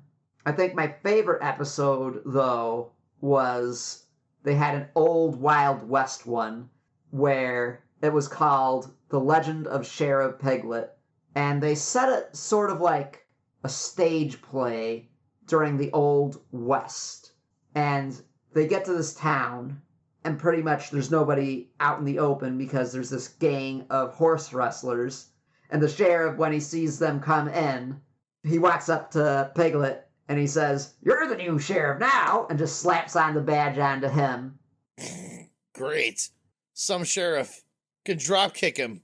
Yeah, he was really scared and everything, especially since the leader of the horse wrestlers likes to trounce sheriffs. And to demonstrate how he trounces sheriffs, he picks up one of his goons, folds him up into a basketball pretty much, dribbles him, and shoots him into a net. And, Piglet is nowhere to be found after this. But everybody else wants to help him out, so Tigger, he dresses up like a cowboy, gets out a fancy rope, tries to do some tricks, but in Tigger faction kind of messes it up and gets caught in the player piano. And Pooh, he wants to help out too, so he dresses up as the Masked Bear, kind of like a play on the Lone Ranger, and he has his faithful steed, Eeyore. Oh, boy. It was good. And they have a shootout in the old saloon, except with, instead of guns and stuff, they use ice cream. Okay. Yeah, and it was really fun. You have Gopher and Owl singing along to this for the whole show, but eventually the Masked Bear runs out of ammo, and him and his faithful steed get tied up and are put into a minecart all the way away from town. So now Piglet does have to face the sheriff, or not the sheriff, the horse wrestler. And pretty much what happens is Piglet goes up to the horse wrestler at high noon. That's when they're supposed to duke it out pretty much. And he starts stalling by just talking and hoping that the Masked Bear will show up, which eventually, because they're just stuck in a minecart at this point, not moving, Pooh convinces Owl and Gopher to push him forward so they can get to the town. But the problem is, when they eventually do get there, they miss the horse wrestler and crash into the jail. So now Piglet has no choice but to face the horse wrestler. So he kind of tries to talk it out at first, but it doesn't work. And the horse wrestler grabs him by the badge, but it comes out of his shirt, and therefore he's not the sheriff anymore. So the horse wrestler gets all mad about it. He's like, "Of all the dang things you could have done, now you're not sheriff anymore." And Piglet says, "Well, how about you be the sheriff?" And the horse wrestler's like, "Honest? I've always wanted to be sheriff. Now you hombres better get out of here because I'm about to lay down the law." And all of his gang just goes running. Oh, the simpler times of childhood were just a badge pin transferred power of authority of law. Because that's how the world works. Don't question it, it's just good. Yes. Definitely didn't have anything like that in my day, but Yeah, they had other things with Christopher Robin not cleaning under his bed, going to a different world where all of his toys and stuff were, and they had to clean up everything to get out of it. They even did a bit with the Heffalumps and Woozles. Actually, a couple episodes with the Heffalumps and Woozles. I remember seeing something where they had like a Heffalump or and or a Woozle as characters. Like the Heffalump was like a patchy elephant, and the Woozle was like a patchy weasel. Yeah, Yeah, okay. that was one of them. And they pretty much made up with those guys by offering to eat some snacks together. It was probably honey. And then they had another one where the cast of the 100-Acre Wood went out into the wilderness for a camp out, but the thing was, is they took the Heffalumps' house and used it for campfire. So it was kind of a misadventure where the Heffalumps are trying to put out the fire, but in the end, they all just get together to roast some s'mores. Okay. Well, yeah, that was my third. What is yours? Mine is My Pet Monster. Ah, so you did put that one on. I did. So this is probably the most obscure cartoon on my list. Most people remember the stuffed animal of My Pet Monster, blue fuzzy monster with horns, pickle-looking nose, and sharp teeth with orange handcuffs that he could break apart. Which, as a kid, seeing those commercials for the stuffed animal, I had no clue how they did it, because you put it back together. And it wasn't until I was nearly 40 when one of my friends got me the My Pet Monster for my birthday, because I always wanted one. I found out how you do it. It's like there's a missing piece of one of the links, and you clip it back together that way. But as a kid, I'm watching it going, how do they do that? And you could actually wear the handcuffs too. So yeah, this was responsible for a bunch of kids being kinky at an early age. Join us for AC After Dark, only on Patreon. Yes, join me for AC After Dark, where we'll be discussing orange handcuffs and kinkiness. And strangely shaped cucumbers. Yeah, in the cartoon though, his nose was blue. They made it a lot less phallic, and it was blue. However, in the doll, it looks like a pickle. And I'm not even sure that's the original one. Mine's over there. Yeah, that looks pretty right. That's a big old schnoz. Yeah. And in the cartoon though, it's like a blueberry. Mm-hmm. Not a pickle. But not many people are into remember the cartoon show. I remember it being on Saturday mornings, but I don't think it ran for very long.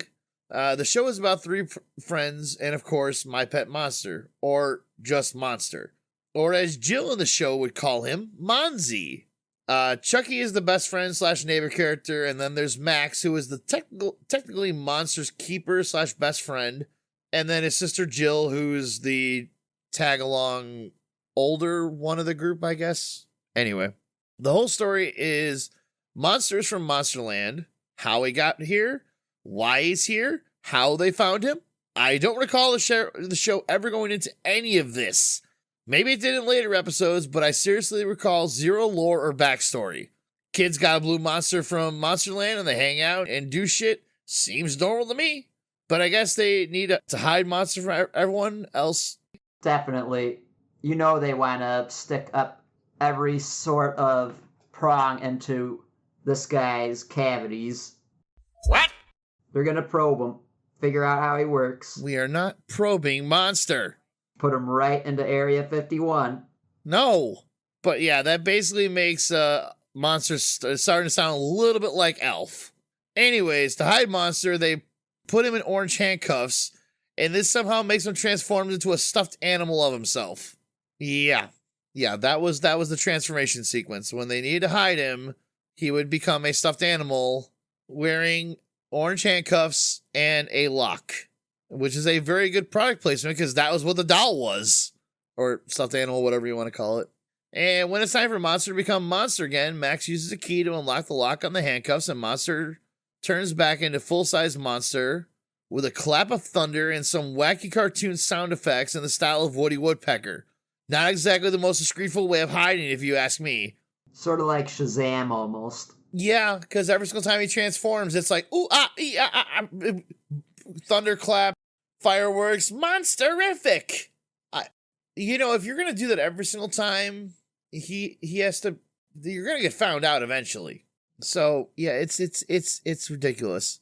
To say the very least, the show is over the top ridiculous. It's very Dennis the Menace, like there being an overly uptight neighbor that they annoy and constantly make the folly of their actions. You see, Mr. Hinkle, he swears he's seen Monster, but he doesn't know what he is, nor does he have any proof. He lives in constant suspicion and paranoia of Monster. When something happens and there's no proof and he swears it was Monster, but no one believes him and the kids won't admit it, so he looks crazy. Pure comedy gold.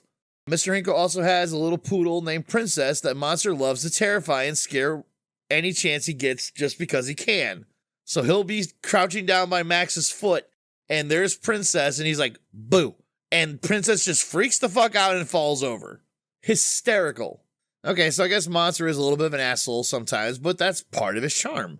Another part of Monster's charm is his appetite. Being that he's always hungry and will literally eat anything, garbage being his favorite meal. What kind of garbage? I don't think we want to know. Apple cores, banana peels, half-eaten bread, fish bones are just some of the things that we were actually shown. I prefer not to know what wasn't. But truly like a goat, he can and will eat anything and everything. Meanwhile, with all of this going on, we have the villain of our show who pops up anywhere and everywhere for no reason, Beastor. Beastor is another monster from Monsterland, except he's evil and wants to eat Monster. He wears a pair of sunglasses at all times. Well, let me pull up a picture of Beastor here first. Boop, there we go. Kind of almost looks like the Tasmanian devil. Yeah, he sounds like him too. Like he's much bigger than Monster.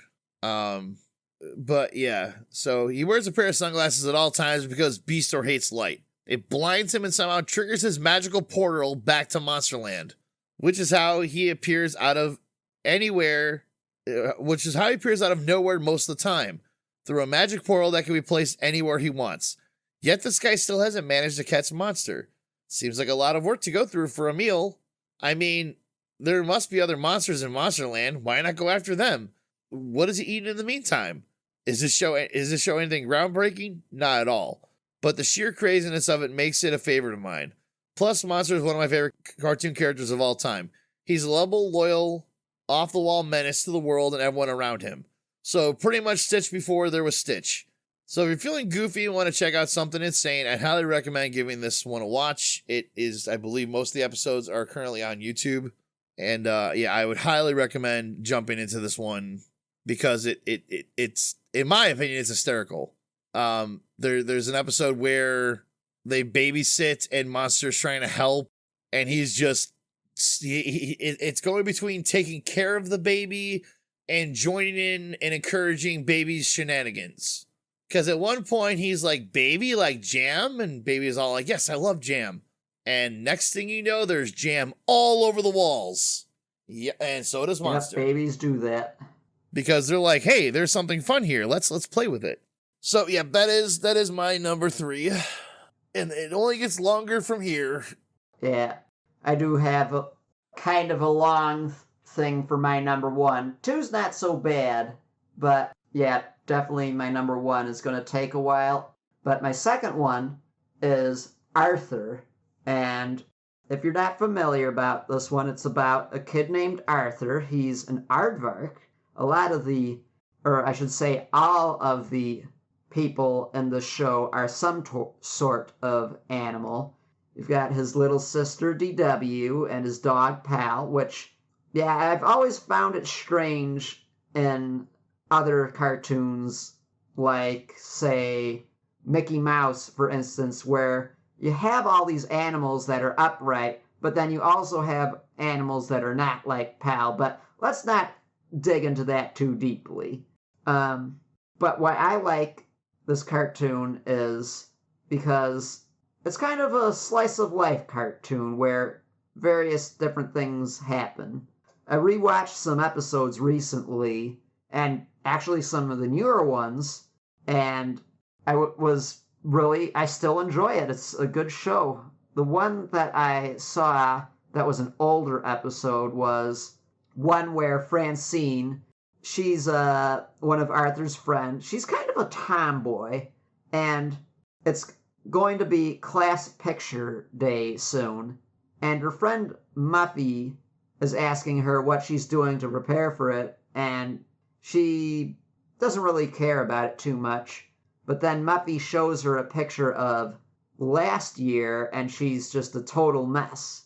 So she is determined to give Francine a makeover and takes her to her fancy salon. And Muppy is rich and all that, so she can afford this all the time, no problem. Francine, her dad is a garbage truck driver, so she gets an allowance, and when it comes to the hairstyle, they don't do too much for her. They still give her a good do, don't get me wrong, but when she points out the hairstylist is kind of a little bit like, okay, this you could definitely afford. And she pays out of her own pocket for the thing. And I'm thinking, really, Muppy? Your dad's the owner of a car thing and you can't spring for Francine just once? I was like, okay. But yeah. But the thing is Francine, she is not used to having to take care of this hair and not move around and run around and play. And when it gets to the big kickball game against the fourth graders, she just can't stand watching Arthur and Buster screw it all up. So she gets in there, gives a kick, gets everybody off of the bases with a home run kick, and slides into the last base, and messing up her dress and her hair. But after she takes the picture, she doesn't really care. She thinks it's all right. And when Arthur's asked to trade, because I guess this is a thing. Is that a thing in schools? Do you ever trade class pictures? I believe that was an older tradition. At least we didn't do it in ours. Okay. I think we did yearbooks, like you signed each other's yearbook. Right. But even in grade school, even junior high or grade school, no, we didn't do that. But I did see other shows where that happened, where you would do that. I believe Doug was another one. So I don't know if that was an older tradition or maybe it just wasn't our area kind of thing. Could be. Doug was another one I was considering putting on because I really liked that show as well. Oh my God, I love Doug. But I just didn't watch it as much as these other shows. And I completely forget the theme song. I need to go back and watch some more Doug. Yep, just totally spacing out on it, man. Really? Yeah. But yeah, the reason I had to ask that question, just in case our audience doesn't know, is because I was homeschooled, so I would not do this because we didn't have a yearbook, we didn't have class pictures. The only time that I think I was in a class picture in high school, I went to a school called the Technology Center of DuPage. It was a career and technical school, as you can tell by the name, and I was in electronic engineering just because I was interested in robotics and computer stuff. Didn't really go forward with it just because didn't really get any money from the government to go, and just there were other extenuating circumstances that really didn't allow for me to go to college. My brother and sister did get to go, so that's good for them. They both graduated and are doing stuff with their degrees. But yeah, that was my only instance with a class picture. You're not missing much. Like high school and grade school, yeah, I would say you missed a lot. College, everyone's experience is different. I enjoyed college, don't get me wrong, but would I recommend it to somebody else? It really depends on what you're going for. Right. If you're unsure, I would just say stick to community college, get rid of your gen eds because those are the biggest pains in the butts. It's like, oh, look, I signed up to do fiction writing and here I am doing math. Actually, our math classes were pretty cool because we had, for the most part, math classes that were more, I guess, word problem based, but not exactly. The only example I can give you is there's like 20 adults, 15 children, and a dog. and on one end of a lake, and there's a boat that'll hold either one adult or two adults, or one adult and one child, or two children, and then you got to figure out how many trips it takes them to get back and forth. Right. So it's a math problem, but it's less based on like algebraic theory and stuff like that. I thoroughly enjoyed that class. I only got a C in it, but that was in college. Okay. I went to art school. So we learned a bunch of different stuff based around how artists think. Because a lot of people that went there, like they were going there for like, they're more the creative types. So they would kind of alter the class to be less technical, more artistic. Except for science, which basically was just throwaway BS. So, I mean, our lab science class was, okay, height compared to shoe size and what the relevance is, and what'll happen when you put a drop of food coloring in a beaker of water? I'm like, it's gonna color the water. Yeah, that's a little too dumbed down. I swear to God, we just watched movie after movie after movie, and I got a half an hour nap. And whenever I was snoring, my buddy would just jab me and be like, hey, you're snoring. Shit. Because I didn't need to watch this crap. It was just the same. We watched the same movie, I think, 3 times in that class. Yeah, if you're not going into a scientific field, I would take the free nap. Yeah, that's what I did. I'm like, this does not apply to me at all. I can't tell you the last time I've used the fucking what do they call that, the periodic table. I've never used the periodic table once in my life. Chemistry class was useless. Yeah, I mean, it's not useless, but generally you're not going to be encountering that too much unless you work with chemicals. The only chemicals I needed to work with were photochemicals, and those are easy to figure out. Right. Until your coworker poured one of the chemicals that kills the other chemicals into that chemical, and you have to shut down the machines and clean out the tanks. That was fun. But anyway, I digress. Yeah, back to you with Arthur. Yeah. Might have a major tangent over there for sure. But yeah. Anywho, at the end, Arthur asks to trade pictures with Francine, and pretty much she asks how she looks. And he says, yeah, it looks like you, Francine. Yeah, pretty much. It's like you look like you. Exactly. Yeah. Man, I got class pictures. There's one class picture. I think it was not 8th grade, but it was 6th or 7th grade. I forgot it was class picture day. Actually, my mom and I both forgot it was class picture day until like 5 minutes before I had to leave the house. So my hair is slightly disheveled. And I just threw on like this green sweater I had I had available. No outfit plan, nothing. I just was like, oh shit, it's picture day. You gotta get dressed up. So I did. And then my senior class picture, oh my God. See, this is where you lucked out that you didn't have to deal with senior class pictures. Because they were the absolute fucking worst, at least back when I did them. Nowadays, I hear that most people will hire their own photographer and they go out and do their own thing because you're allowed to have a personality and do something different. Or our school hired one photographer and you had to use him and you had to use the shots that he did. So this guy, number one, he was a jerk.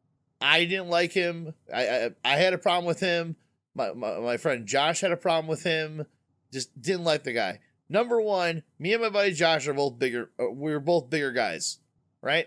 So he's having us do like laying on our side, one leg up, propped up on our elbow sort of poses. And I'm like, bro, no. I wasn't even a photographer at the time. Okay.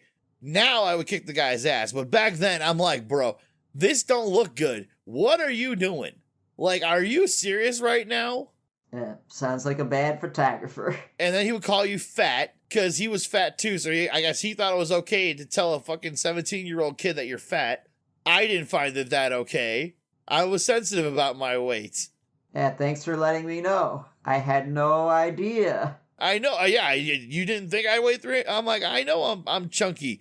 Leave me the fuck alone, man. I like to eat. All right, just shut the hell up. My parents won't let me go out for sports, so leave me the fuck alone. Not to mention that would have been way too damn difficult. And I was I was already behind in school as it was in terms of grades and getting homework done. So, I mean, I didn't need another distraction. For sure. I already had the youth ministry and acting, so I had enough distractions as it was. But anyway, yeah, so that was a freaking mess. Managed to find some photos that I liked, but when they sent me back the proofs, here they are sending me back like my freaking, you know, hoity-toity poses, and I'm like, what the heck does this guy have me do? Like, what is this? And then we got the same guy for prom. So I was doubly mad with that. At least he wasn't calling me fat at prom. Or my, you know, so that was fine. But yeah, you dodged a bullet. But yeah, the show goes through a diverse kind of cast and stuff. Another episode I like is they have a family moving next door, and they're from Mexico, so they speak Spanish, and the older kid gives Arthur a bionic bunny, which is their version of Superman comic book, and it's in Spanish, so he learned some Spanish from a Spanish dictionary to read the comic book. And I thought that was pretty cool because me in real life, we have neighbors who are from Mexico, and I just thought it was, wow, it's like real life. So wait, I have a question. Yeah. Is Bionic Bunny Mexico's version of Superman or the cartoon's version of Superman? The cartoons. Okay, thank God, because I was curious about that. Because for a while, I'm like, wait, does Mexico really have comic books of a super rabbit running around fighting crime and saving the damsel in distress? Yeah, really, other than Speedy Gonzales, I'm not sure of any other superheroes that are Mexico-based. Maybe Lucha Libre, if you've ever heard of that. Lucha Libre is a Mexican wrestling style. Oh, wait, no, it wasn't Lucha Libre. It was Mucha Lucha. That's what it was called. And it was, yes, based on Lucha Libre. That was a Kids WB cartoon back in the 2000s. I don't know if that was exactly from Mexico. Well, definitely not. But inspired, anyway. Because Speedy Gonzales wasn't, but he's a hero to everybody over there. I mean, that was always my favorite Looney Tune. So, I mean, and the fact that Gabriel Iglesias got to voice act him, I think is one of the coolest things ever. And honestly, I think that, for that alone, maybe I should watch the new Space Jam once, just because he's in it. No, you see, I don't want to watch the new Space Jam because I can't stand whatever his name is. LeBron? Yeah, LeBron. I cannot stand LeBron James. So I don't want to watch the new Space Jam. I just want to see Gabriel Iglesias voice Speedy Gonzales, and that's it. That's the only part of the movie that had my interest, and that's all. And I really wish they would bring back the Speedy Gonzales cartoons, because those were the funniest Looney Tunes out there, period. That little mouse was hysterical. No one can make me laugh like him. Yeah. Oh my God. Just the whole running up behind someone and being like, yeah, and then jumping 10 feet in the fucking air, dead on the floor laughing. And then he just runs away so damn smugly. It's great. All right. Well, I think that does it for me with Arthur. All right. Just want to keep it moving on. Oh, yes. Okay. So this is The long one. Everybody sit tight. We're going deep. everyone warning. We're about to go deep again. After Hours with AC, going deep. We have, as my number 2, no surprise to anyone, should be the Transformers. Oh, yeah. He's going to go real with us. The Transformers, original Generation 1, except no substitutes. I think I've made my love for giant robots pretty well known, so it's no surprise that Transformers is on this list. For those of you unaware, the Transformers are alien robots from the warring planet of Cybertron. The Autobots, led by Optimus Prime, are the good guys, and they are at war with the Decepticons, led by Megatron. There's really no deep story or anything philosophical to analyze here, just warring robots that turn into cars, trucks, planes, and dinosaurs. That is alone to get a high mark of awesomeness from me. I watch the show every day and even had episodes recorded on VHS. Yep, even in the 80s, we sailed the seas, just less technologically advanced. All you needed was 2 VHS players, a blank tape, and a casual pirate for a father. Voila! Your very early on personal streaming service. One of my fondest experiences with this show actually involves my dad. I was sitting in front of the TV when he came home, and he said that he had a movie for me. Well, this is weird. Not that my dad brought home something for me, but it was never a movie. He took out a blank tape and put it into the VCR for me. The anime movie starts on a planet of robots that I've never seen before and didn't look familiar to anything that I watch currently. All right, so maybe this is something that someone told my dad I'd like. There's some robot kids running and playing and some scientist robots walking down a hallway with some chemicals and beakers. They arrive at the lab and put the beakers on the table when suddenly everything begins to shake and the beakers spill, fall over off the table, and break. Scientist Bot runs to the window and sees an ominous-looking planet with a giant set of pincers in front of it, heading right toward their planet. Orvalus, look! It's Unicron! Yeah, I seriously have no idea what this is, but I'm not complaining. 3 minutes in and shit's about to go down and with a planet attacking another planet. That's enough to keep me engaged for a while longer before I start asking questions. So the pincer planet, henceforth known as Unicron, sends out a tractor beam from his mouth, hole in the front of the planet. Yeah, so he shoots off this aggressive pillar of light and everything starts flying into his mouth. The pincers bore into the planet like it's a meatball and bring the planet to his mouth so he could munch on it like a squid would do to a fish. The robot people try to escape in their spaceships, but only 1 or 2 make it away from the destruction before another is pulled into the giant robot's munching planet, where we get to see the inner workings of a giant robot planet with flashing monitor screens, smashing pistons, conveyor belts, feeding metal into a furnace. All this used to fuel and give energy to Unicron. This is shown by his outer ring lighting up and glowing in the vastness of space as he floats away, leaving an empty void where a planet once was. Little kid me was both blown away and confused. Like, what the hell just happened and what in the world is this? Then I heard the familiar start to the theme song. Not just that, but a rock version of the theme song, which makes it instantly better and more exciting. When I tell you I lost my mind, I really lost my mind. I went crazy. I was so excited. I didn't even know there was a Transformers movie that had come out. The marketing of this movie must have been minimum, or I just don't pay attention, both of which could easily be the right answer, mind you. But seriously, I would have known and perked up if I knew there was a Transformers movie. This one really slipped under my radar, but thankfully, Dad had my back. Transformers is one of the few franchises where their later stuff was really good and worth watching. And for those wondering, no, not the Michael Bay live-action movies. Those are trash, in my opinion. But also, they're trash. But while there's several incarnations I think are great and objectively better as far as writing and animation, the original Gen 1 cartoon will always be number 1 for me. It didn't need a deep storyline or fancy animation. The beauty was in the simplicity. The voice acting was all the perfect choices, and the original sound when they transformed was just so nice to listen to. In short, there's nothing like the original series, and that's why it's in my top 5 without a question. Very good. Sly old ad, just slipping it under the radar. Yep. I think I got something for you, might like it. It was the weirdest thing that he did that because, like I said, he'd bring me home like a toy, once in a while, not all the time. It wasn't a regular thing. But when he brought me home a movie, I'm like, what?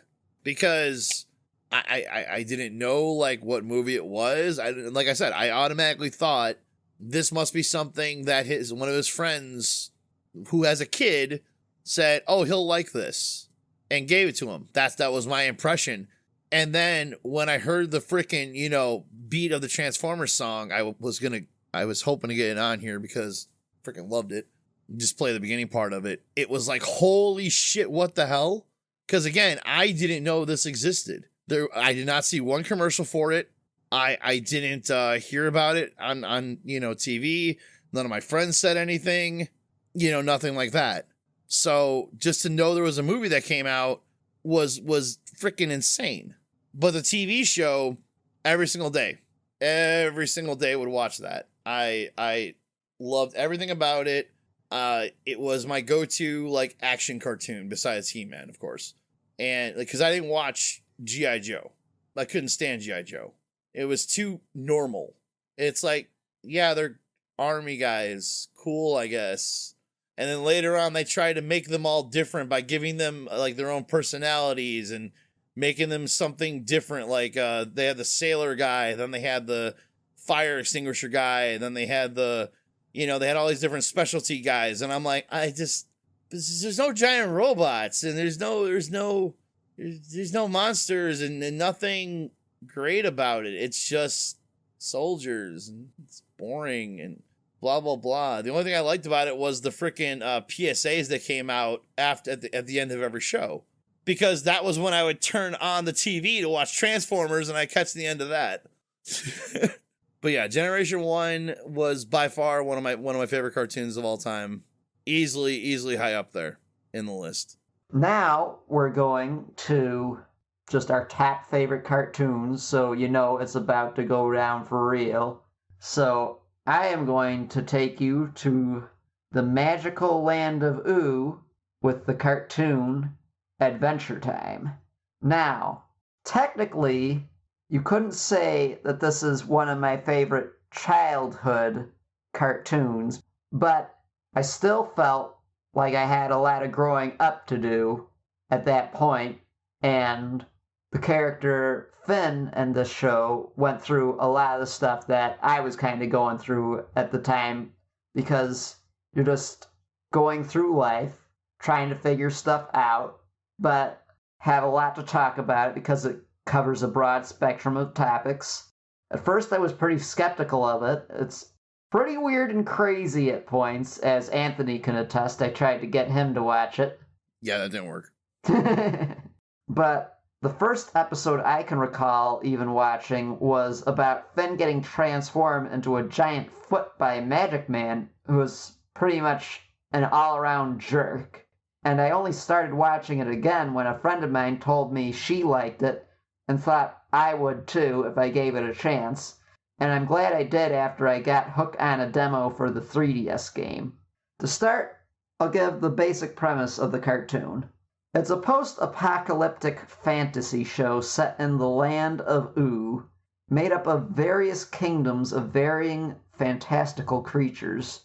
Our heroes are Jake the dog and Finn the human, whose goal is to kick evil's butt, party it up, and generally have a good time.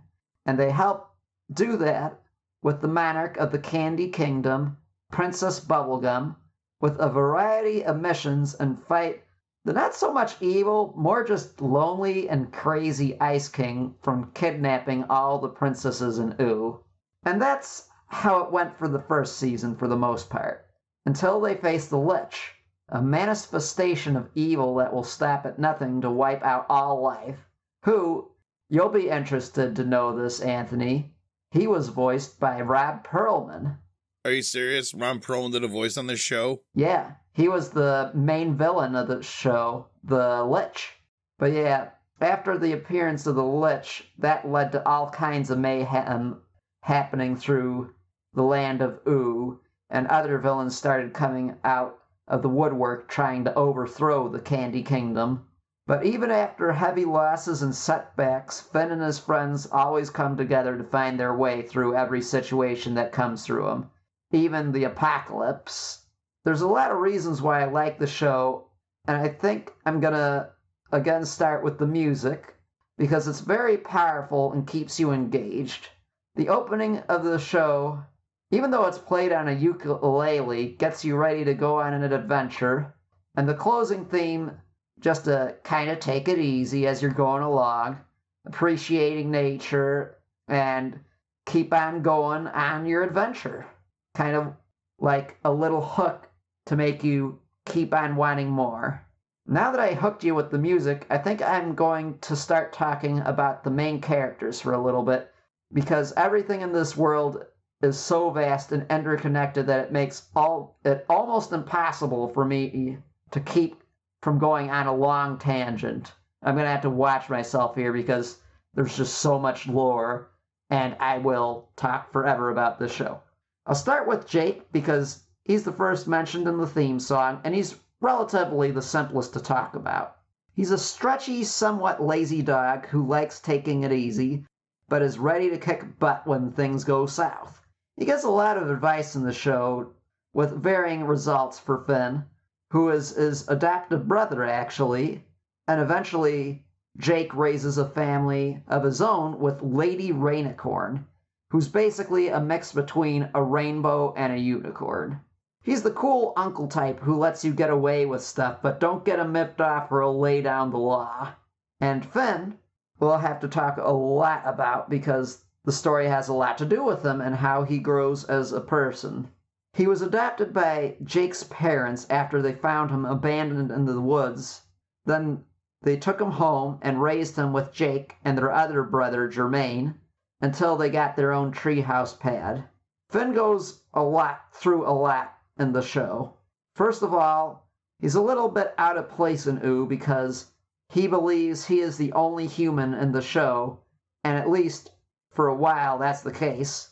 He has a relatively rough life, starting off with his dad abandoning him in Ooh, and his first crush, Princess Bubblegum, is a gum elemental who he later finds out is 1,000 years old, so age and experience is vast. Even when she gets transformed back into a 13-year-old, it really doesn't work out for them because she has to turn back to her regular self in order to save her kingdom. And he goes through a lot of other crazy trials, and I'm going to just stick up with my favorite, where his foster dad made a dungeon for him to go through to toughen him up, and he even leaves messages trying to insult him and discourage him. And he almost gives up until Jake made an executive decision because he is getting beat up and he is so discouraged. And he plays the tape at the end where his foster dad says just how proud he is of him and that he loves him. And that gave the extra bit of oomph that he needed to defeat the demon he was fighting, to a really sick beatbox riff that Jake makes with the tape message and beatboxing along with it. Next, I'm going off to the Princess Bubblegum, just because I think she ties into the next two characters well. She's the ruler and creator of the Candy Kingdom. She's a very scientific person and doesn't believe in magic. Some of her experiments lead to some very big problems, like when she tried to make a serum to revive the dead. That always works well in TV shows and movies, right, Anthony? Yeah, don't you get zombie toast with that? Yeah, you got a lot of different zombie candy, and yeah, mutants. And the second time that happened, because of course she has to keep on experimenting with it. But yeah, because she's basically a mom to all the candy people. I mean, she literally is. She created all of them, except for her brother Nettie. For some reason, they came out of the same pile of cosmic elemental gum. And she takes a lot of the responsibility on her shoulders and tries to do it by herself, which is kind of understandable with a lot of her subjects, including the banana guards just being total doofuses, and if she's gone, nothing gets done, and they panic. But she's got Finn, Jake, and Marceline to help her out when things go crazy wacko. And I'll talk about her a little bit soon, Marceline that is, but I'm going to first talk about the Ice King, since their stories kind of intertwine. Now, Ice King, he isn't your typical villain. He kidnaps princesses, but really, he does it because he's lonely. Granted, he can be a bit of an insensitive jerk, but you really can't stay mad at him because he just wants to have fun with everybody. That, and it's because of the magic crown on his head that gave him ice powers, but the crown, it also has a bit of madness. It's explained in Adventure Time that with every magic user, there is a mixture of madness and sadness for every user, and he's no exception. He originally was studying it and then felt compelled to wear it to protect himself and little Marceline from the aftermath of an apocalyptic event called the Great Mushroom War, which I think I can safely say was about nuclear warfare, as that's the shape the explosions make. But the crown made him crazy, little by little, and eventually he had to leave Marceline to fend for herself. And 1,000 years later, she eventually finds an unsent letter explaining that's why he had to go, leading to one of the most tear-jerking songs of the whole series, When I Don't Remember You. And it just kind of talks about his descent in his madness, because at times he was Simon. That was who he was originally before he became the Ice King. But he would go crazy sometimes, and he just felt himself slowly losing himself. And sometimes I kind of feel like I'm going like crazy a little bit. But yeah, it just makes me think of sometimes how older people, they kind of lose their memory a bit little by little. And it just makes me sad when I think about that. We all go a little crazy sometimes. Right. But yeah, just it's a really touching song between him and Marceline, and they singing together with that.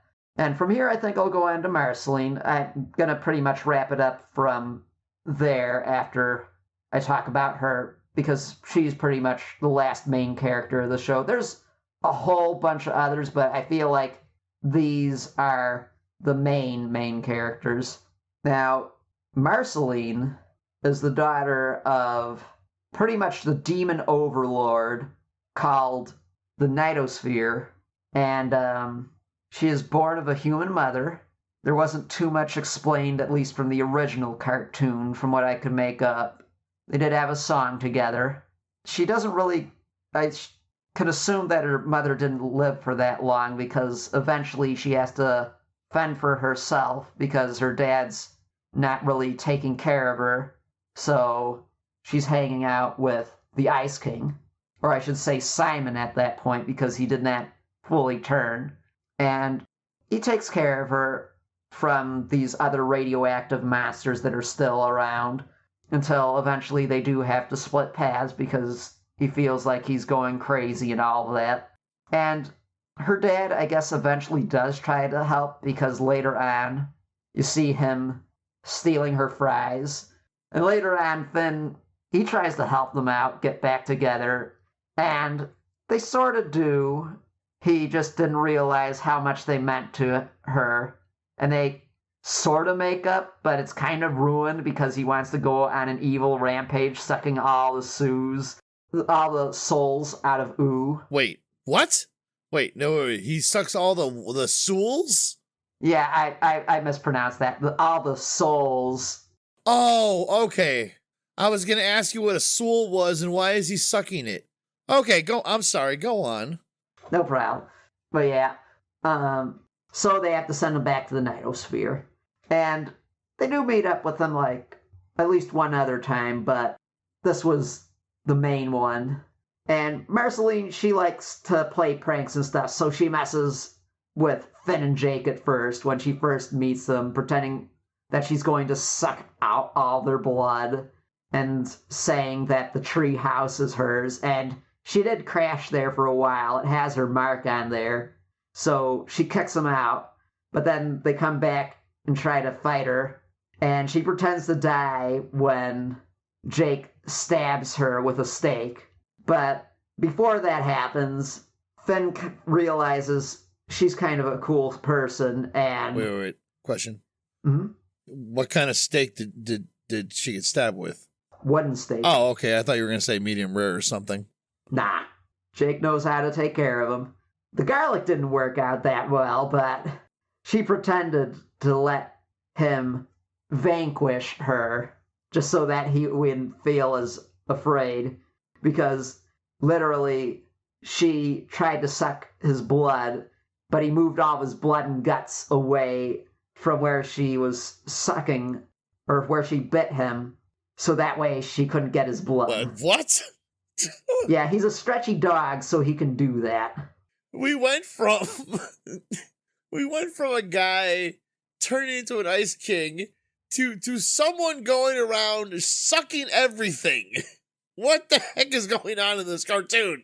Well, I guess I didn't explain that. I mean, if you're gonna have a character go around and start sucking everything, we need to know why. Right, I should probably get to that.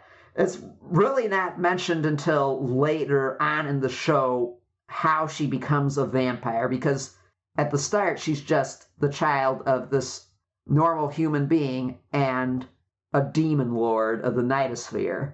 But anyways, after Simon leaves her, she gets together with a whole bunch of people that are survivors from the Great Mushroom War, and they come to Ooh to settle. But unbeknownst to them, there's a whole bunch of vampires there, and Marceline takes it upon herself to slay them all.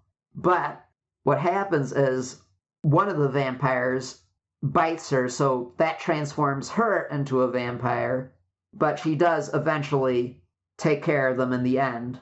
And it's a plot point that comes back later that they have to fight them again because Princess Bubblegum and all of her science stuff trying to make Marceline normal again so that way she can be out in the sun.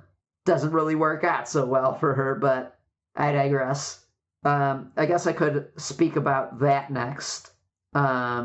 Basically, Marceline and Princess Bubblegum are a couple in this show, and they kind of have an off and on relationship. I think even in the later episodes, which I haven't gotten to yet, they kind of still fight a whole bunch of the time, but they really care for each other, and they kind of mirror match each other. You got the pink bubbly, well, I wouldn't say bubbly because Princess Bubblegum is hardcore, but I'll say sweet because she is sweet and nice to everyone for the most part. There are times where she does put on her German voice. Hynden Walsh was actually asked to do German for the voice, and they were asking her if she could read German, and she was yeah, I speak Deutsch. It was pretty funny. And then you've got Marceline, of course, who's tries to pretend she's this badass goth queen. She's got her axe guitar, and it was really awesome. She can lay... Well, it's not a guitar. It's a bass. I have to make that clear. So do you know where the axe bass came from? No, please do tell. So the axe bass came from Gene Simmons of Kiss, because Gene Simmons would always use a axe bass as one of his big main guitars. So not confirmed, but I'm more than sure that's where they got the idea from, not to mention that a guitar is generally called an axe, but with it being a bass leads me to further believe that it was influenced by Kiss. Yeah. That's cool. But yeah. And she acts all tough, but she's kind of a bit of a softie as well. Like, she'll mess with Finn and Jake at times, pretending to eat them and everything. But she doesn't even really need to suck blood with, I guess, this vampire rules. She can just suck the red out of any object, and she can be satisfied with that. Which is a plot line with one specific episode where she gets so hungry because she hasn't eaten for so long, and she is going a little bit crazy that she almost sucks Jake and Finn's blood until Princess Bubblegum shows up again, and she just sucks all of the red out of Princess Bubblegum. Yes. You know what? I'm just going to mute again because... Go on. But yeah, at first, I wasn't a big fan of that. I even mentioned of it something about that on the show's, what is it called? They had a Google page at one point. You know, like Google Plus was a thing back in the day for a little bit. Well, anywho, it was their thing of a Facebook type deal. Didn't last that too long, but one of the Adventure Time, and I didn't realize this until much later, but one of the Adventure Time producers on there, Cy Williams, he actually was telling me, I'm like, hey, keep it cool, man. Just because you didn't like it doesn't mean that other people don't. And now that I know that that was their vision for the show, I'm like, oh, okay. I'm sorry. I just really like Ben and Princess Bubblegum because they had a cool dynamic. Now, as an older person, I'm thinking about it, and yeah, they made the right choice because Finn does not have nearly near their experience level, and Finn, or I should say Marceline and Princess Bubblegum are kind of just made for each other. But yeah, getting back to just wrapping it up. I don't really know what I'm going to say here. Just there were just so many times this show, just the music especially, got to me. Just because there's a lot of sad songs in this, and definitely like I don't have the best luck with love like Finn as well. So I was definitely kind of singing those songs sometimes when I was feeling it. There's one where he's kind of getting over, or not really getting over, but he's just feeling sad about Princess Bubblegum, and he just doesn't know what to do with all of his feelings, so he's just singing of how he feels like he's all gummed up inside, which that had to be a pun fully intended there. And the other one where he's just not able to get over Flame Princess. I Can't Get Over You, that was another one. But I also like some of the sillier songs like Bacon Pancakes, and there's this really crazy and sus song about with Ice King when he pretty much does a Frankenstein and steals various body parts of the princesses from all over the kingdom of Oo, and he sews them up into a monster. What? And he sings a song called Let Me Introduce You to Something Special. It's just a nice song. It's really creepy, but if you get past the part of the creepiness, it's a nice song. He dug up. No, he didn't dug up. He took various pieces of live princesses. He took part of Peebee's head, so she's all messed up and going. He took living body parts from. Yep. That's called a serial killer. It's magic because they're still alive. He just figured, what are my favorite parts? Oh my god. Of princesses. What? And mashed them up into a Frankenstein monster. He's got Muscle Princess's arm on one of them. He's got a leg from Raspberry Princess. It's just, I think Hot Dog Princess makes Hot up Dog another Princess? leg. The Ed Gein of cartoons, exactly what I was thinking. I'm like, this is Buffalo Bill. Does the Ice King dance around in his freaking, a castle being like, would you fuck me? I'd fuck me. I'd fuck me hard. Goodbye, horses. What the hell? Not in those words, but he does sing a lot. Oh my god. And then he wants to introduce you to his abomination that he created from different parts of women. Let me show you something special. Let me introduce your parts. This is to something demented. new. This is demented. What is this? It was so good though. And Hot Dog Princess? I don't even want to know. It's not for everybody for sure. It's a really weird cartoon, but it has its moments, and in the end, when they're faced with the apocalyptic Cthulhu-like monster called Golb, who is a being of chaos, they all come together and sing a song by the little robot, or I should say game system at the bottom of your screen for the visual watchers. Wait.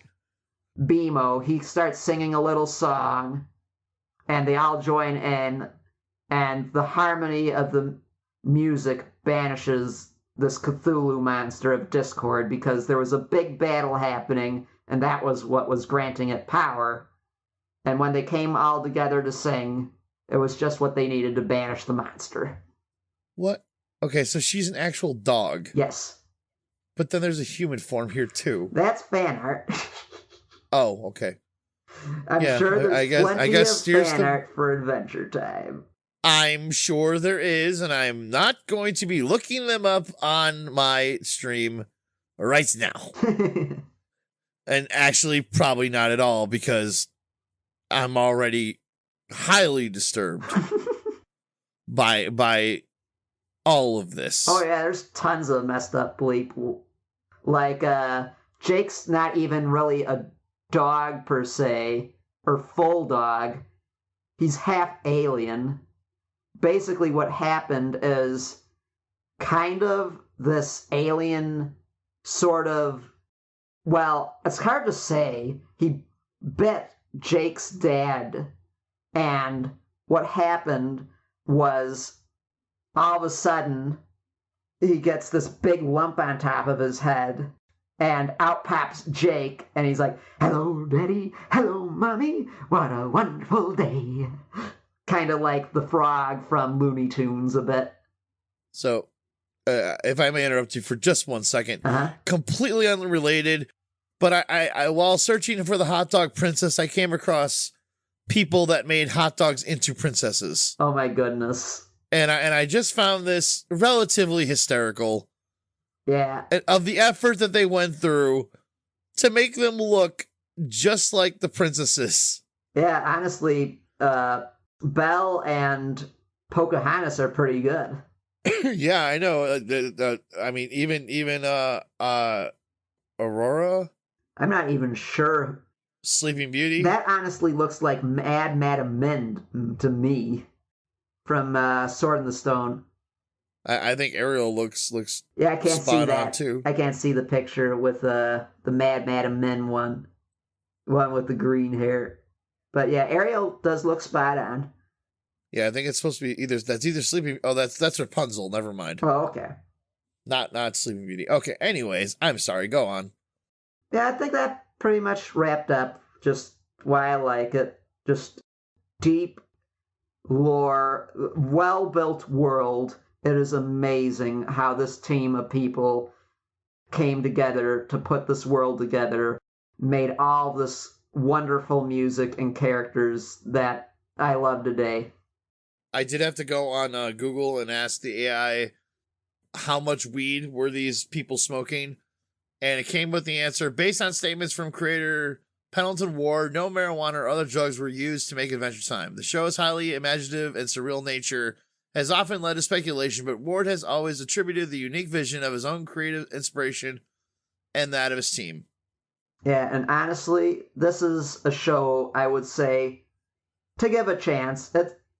It's a little bit slow and episodic in the beginning, but it is entertaining. That I think if you kind of like really weird humor and cartoons, this might be up your alley. I think you've managed to convince Morticia to watch it. Mm-hmm.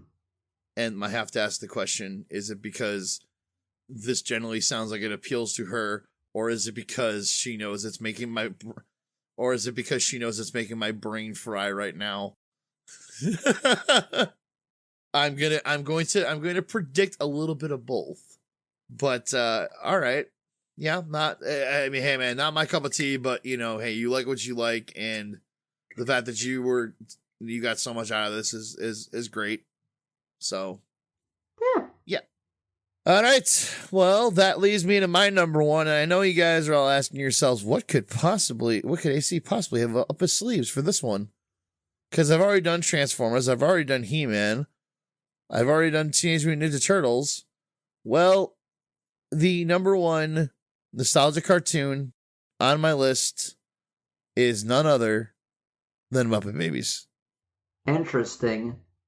It's because I'm a child of chaos, but you frying a little is a bonus.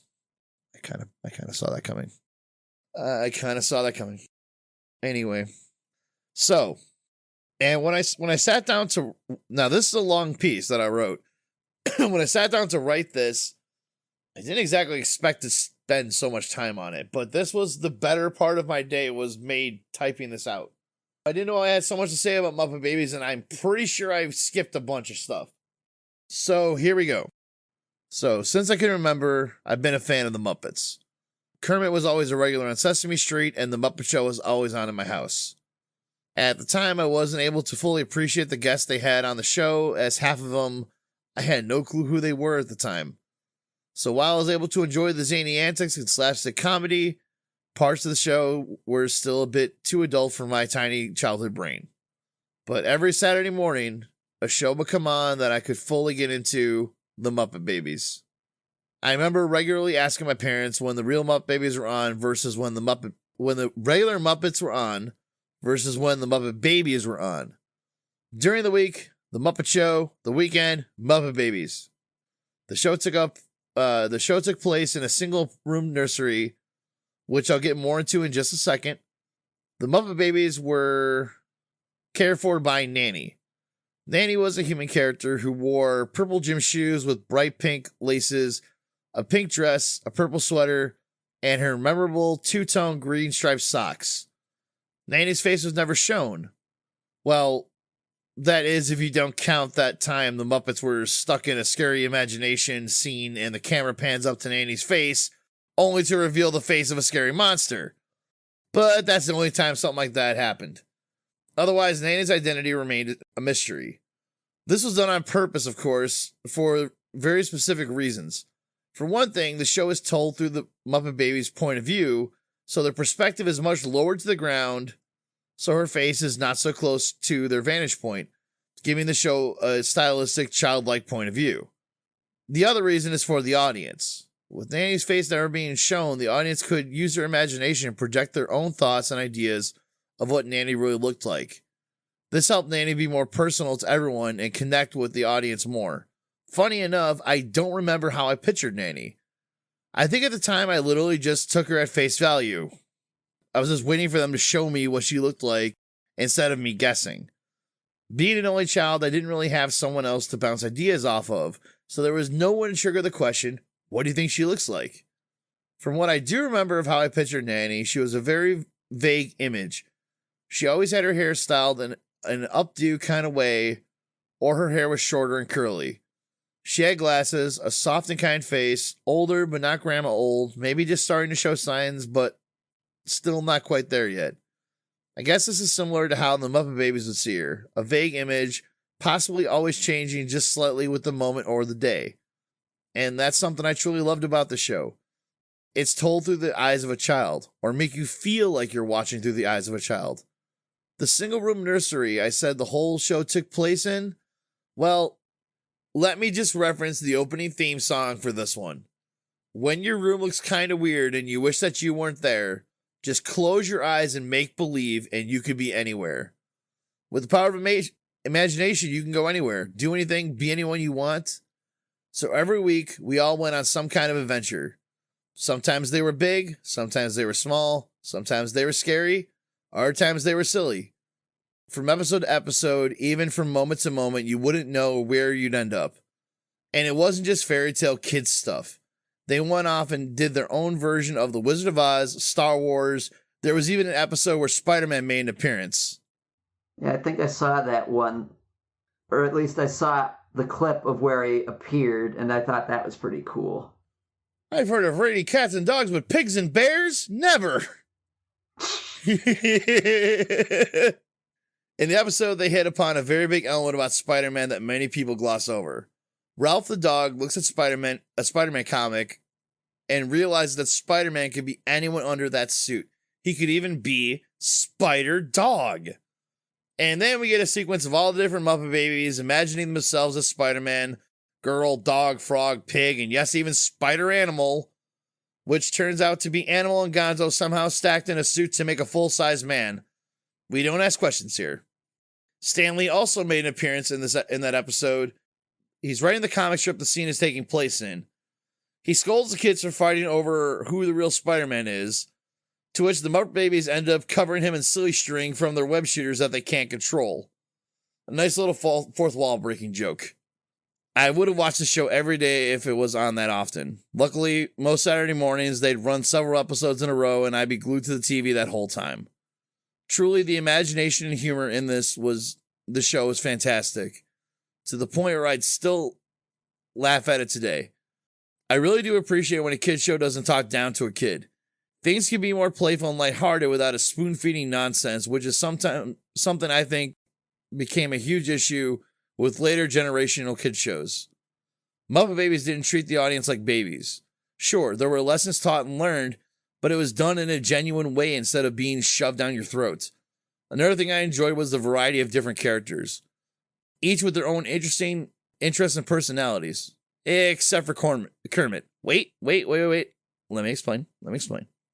You could say that Kermit was the adventurous leader, but all the characters were adventurous in their own way. It's not like any of them were exactly shy about jumping into an adventure. Heck, Skeeter would probably enter an alligator wrestling competition if given the chance. And as far as the leader goes, none of them are actually the leader. While they do join in and participate in each other's imaginations, they're still individuals, not a team, with a single goal in mind. So then what is Kermit? Kermit is average, and that's okay. Because besides being the most popular Muppet of all time, Kermit is there to make sure everyone has a friend they can identify with. While the others all have their own specific personality quirks and interests, Scooter's a smart one / computer nerd, Fozzie's the jokester, Piggy's the girly girl princess, Skeeter's the athletic sporty tomboy, Rolf is the musical one, Gonzo's the weird one, and Animal is the insane baby. If you don't really identify with one of these more specific archetypes, you always have Kermit. My favorite was always Gonzo. I mean, really, can you imagine that? My favorite is the weird anomaly who is a random goofball. Of course it is. I can't say that I understand his obsession for chickens. As I'm writing this, I just had an epiphany. I was 8 years old when I realized that chickens that would follow Gonzo around everywhere was a metaphor for chicks, or more specifically, groupies. So the chickens were supposed to be women that were swooning over Gonzo. So Gonzo was a whore. Well, just ruined my childhood. Tune in next time where we will discuss real estate and if owning a bidet is the right option for you. Anyway, all joking aside, this cartoon was one that had a big impact on my childhood. The show's perspective made it super easy to feel like you were in the nursery with all of them and going on the adventures with them instead of just being a lone bystander. So while we aren't ranking these in a particular order, Muppet Babies ranks very high on my top 5 nostalgic cartoons of all time. Looking back on this cartoon, I realized a lot of things that it wasn't, I mean, yeah, it was for kids, but it didn't talk down and spoon feed kids things. And like I said, they jumped around to all these different IPs. Like they even did Lucy and Ricardo at one point. Yeah, they did all sorts of stuff. They did some stuff that was a little scary sometimes, like they'd be in like a horror story. There's Spider Animal, which funny enough, this is a cell from the 70s version of Spider-Man. And then they just replaced it with Animal's head, which was, again, one of my favorite episodes. And then here's the one with Stan Lee in it right there. He gets his hand covered with silly string, and I think he looks at the camera and says, "Kids." Because they're all fighting over who the real Spider-Man is. Meanwhile, the criminals are in the background getting away with whatever they're stealing. So the real Spider-Man has to go and stop them while they're all fighting amongst each other. But yeah, like, you know, Gonzo was always like the goofy one, so he was always my favorite. And then you had Animal, who was just the one-word comic relief. There's them doing Star Wars. You had Kermit as Luke Skywalker or Skyhopper. Piggy was Princess Leia. Scooter and Skeeter were R2-D2 and C-3PO. Gonzo was Han Solo. Fozzie was Chewbacca. Animal was Darth Vader. And I don't know who that little person... That's Rolf. Oh, Rolf was... yeah, he was Obi-Wan. Yeah. They did the Ninja Turtles at one point. Then you had Bunsen and Beaker that would come over randomly. They were like their random friends. There's Gonzo hanging out of... acting as the legs for Spider-Man, even though his body is not that long. So how they filled up all these different appendages is a mystery to me. They did Cinderella, where Miss Piggy was Cinderella for some apparent reason, even though that doesn't seem right to me. But they did all kinds of stuff. Like I said, I watched them constantly, and I would still watch them today if I can find the old episodes. Because they would, like I said, they would go into random movies. They did Indiana Jones. They did all kinds of stuff. And it was just like a different adventure every single week. And it wasn't always just one thing. Sometimes they would jump in and out of movies and stuff like that. And you'd pan back to this nursery, and they're just in the nursery playing. but they used their imaginations and turned everything into a fantasy. And it, like I said, just the humor in it was fantastic. I absolutely love this one. This is definitely my number one. Not necessarily on a, I don't know if I would put it as my number one if I had to put them in a ranking, but it would definitely be up there. Be fighting for top competition. Because I looked forward to this every week. Loved watching this one every single week. And thank goodness they had multiple on in a row. Because otherwise I'd be like, what the heck?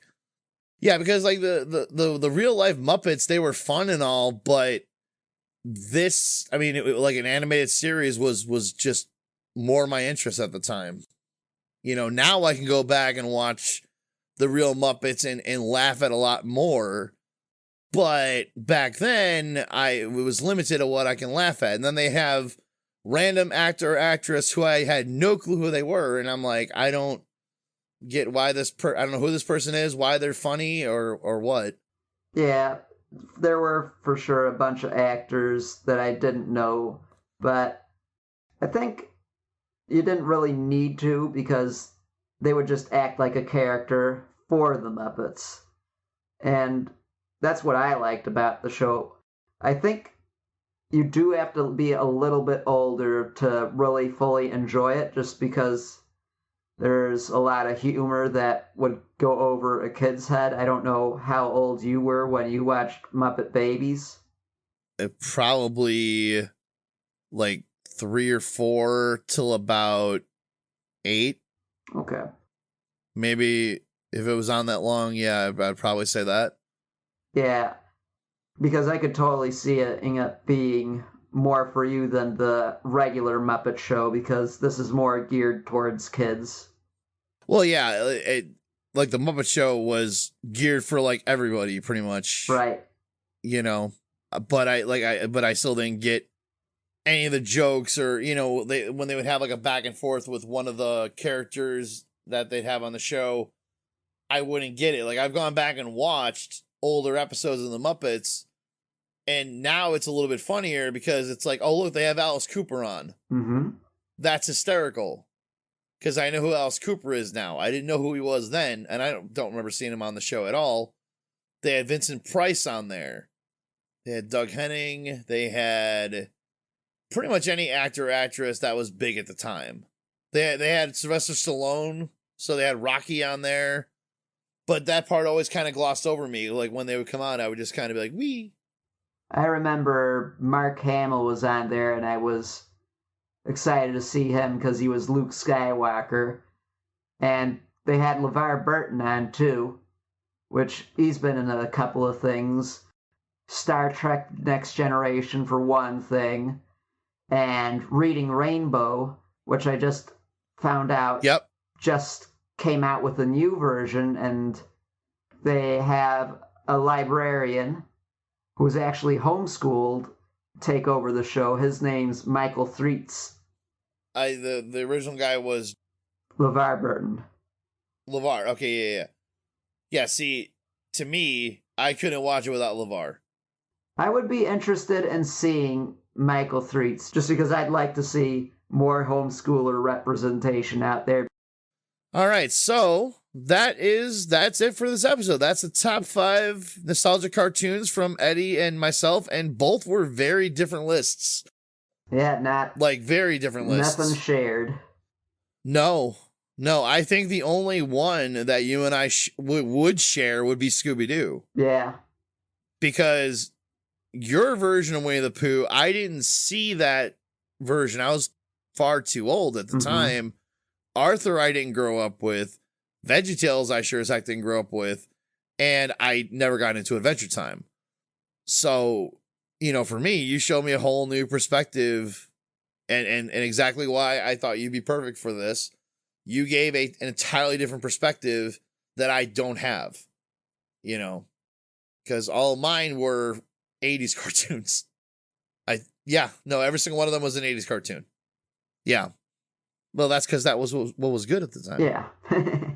And what still is the hierarchy of better and the thing that everyone should base their cartoons around nowadays. But, you know, hey, that's just me. I don't know. They make some pretty good cartoons nowadays, too. No, they do not.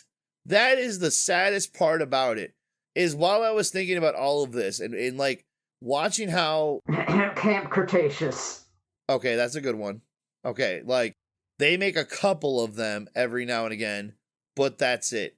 Everything else, as I was going back and like thinking about how these shows talked to me as a kid, and then I would look at shows that came a little bit later than when I was older, and how they talk to kids. I'm like, they are dumbing this stuff down, because after my time, then that's when Barney came out, and I like, that was, oh my god. Then the Teletubbies came out, which was absolute gibberish. I don't think any child should watch that crap. I don't care if you're a baby. That is not something you should be consuming. Then they had the Boobas, which was basically the Teletubbies, but English and babies, which was the freakiest thing I've ever seen. Yeah, that was weird. I enjoyed Teletubbies and Barney, but Booba was after my time and really weird. Teletubbies was really weird too, but they did also have the TV parts where their tummy would glow, and then you'd show kind of a life of the day of a kid. Sometimes they'd go to a farm and stuff like that.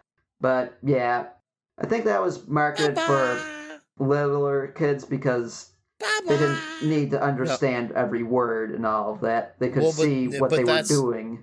But see, that's the thing, though. A baby's mind is like a sponge. It's always absorbing. It's constantly learning.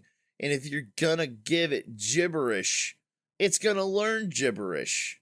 True. See, my parents read books to me, not "Good Night Moon, Good Night Stars." No, I'm not saying that's not. I'm not knocking on that as a children's book, but I'm giving an example of spoon feeding compared to here's an actual story that we can read. And I just feel like looking at cartoons as they got as time went on, you got Dora the Explorer. Can you find the red berries? They're right behind you, Dora. What? What did you say? They're right behind us. There they are. But hey, at least the taught kids Spanish. A little bit. Sesame Street did that. Did not know. The one lady that's still on there, she speaks Spanish. You had another lady on there who was her best friend. She was deaf, and they would do sign language. Huh. That's my point, is you had a diverse group of characters already before that would teach kids this stuff, and it wasn't like they were slamming it in our faces. Like, it's like, are you learning what we're learning now? It's like, leave the fucking baby talk aside. Yeah. Talk to us like we're adults. For sure. Because saying like, well, this is what kids, are, it just, I don't know. Like I said, as children's shows got more and more, it just like, it got saturated and it just got sterilized, and it just doesn't seem to work the same. It's like, talk to them like they're adults, or talk to them like they're adults, but at least like in a way they can understand it. I still think there was probably a bunch of shows that you probably didn't watch that were garbage back in the 80s. Like, really the only truly terrible commercial, because I think Teletubbies and Barney, not great, but it was okay. But the only one that was truly terrible that I would want no kid to watch would be Caillou. And I did watch that show. But it's not teaching them to behave. It's teaching them to throw a fit whenever something doesn't go their way, pretty much. Yes, I don't know. I just think that, like I said, I look at back at all these like kid shows from when I was a kid, and I was like, these were so educational and meaningful, and they never talked down to me. I never felt like I was being pandered to once. And then if I watch a few moments of a kid's show nowadays, that's all it is. It's they're pandering to them, and that's it. And I'm like, no, man, like, you can't do this. I think it depends where you watch it too. I haven't really watched that many cartoons lately for children just because I'm not at the age. I have kind of watched some a little bit with my nephew. He doesn't really sit still for most of it, so generally I just get him to sleep by having him listen to the wheels on the bus go round and round, all that. But Yeah, see, if I was to have a kid nowadays, I would just grab a whole bunch of old school tapes and DVDs of stuff when I was a kid, and that's all that kid would be watching. I'm like, you're not watching anything modern. Anything modern is tainted, jaded, and it's horrible. You got stuff out there like Coco Melon, which is brain rot. Like, brain rot is real. yeah, Especially when you're a child. I did watch Or a an couple infant. of the songs because my sister had it playing on there. And it's like, yeah, this is terrible. Oh my god, why would she do that? Because it's easy. It's the thing that's most recommended on YouTube, and he watches it sometimes. And really, the only thing I've had him watch that is the Wheels on the Bus, because at least it teaches him about the wheels on the bus and that. It's a classic children cartoon. Or song, I should say. Do you know about Elsagate? Yeah, I've seen that, yeah. Okay, but see, that's kind of the downside to that is you let that YouTube stuff, if parents let that YouTube stuff keep running, that's what it turns into. Yeah. That's what the algorithm brings them, because yeah. But if you really want to scare the crap out of people, have some, like, you know, like your sister or you know, any parent watch a kid's reaction to Coco Melon and how they get addicted to the tablet. It is the scary. I'm not a parent. I don't have kids. Heck, I don't even like kids half the time. But I watch that shit and it terrifies me that the kid is showing addictive symptoms towards something. Not, I want to watch this, but then they get so entranced. And I'm like, I know that they called the TV an idiot box when we were younger, but this is the true idiot box. Because we still went outside. It's that and Baby Shark that it's the only... Baby Shark is just a song. Right. You know, and I don't find Baby Shark as bad because it's just a song. Unless you put on the 3-hour version of it, I've heard they have done to torture people. I'm not joking. I am so not kidding you. They have put that on to torture people. I think it's hysterical. I love that song. I mean, it's a good enough song that it doesn't bother me that much, but after a while, I'm like, okay, Bubby, we're going to be listening to something else now, because this is getting to be a bit much. But yeah, literally, the only things he really sits down for is the Cocomelon Wheels on the Bus song, which I'm okay with that, because it's just the Wheels on the Bus song, and Baby Shark. And he kind of has set still for these videos where there's animals, there's pictures of animals, and then they make the sound. I kind of like that because you can kind of associate the sound that the animal makes with their picture. Whenever he sees a dog, even in real life, he just goes, oh, oh. And I love that. I remember I asked my friend's daughter, because I was reading her a book that had all different animals in it, and I was, you know, going through the book on what does the dog say, what does the cat say.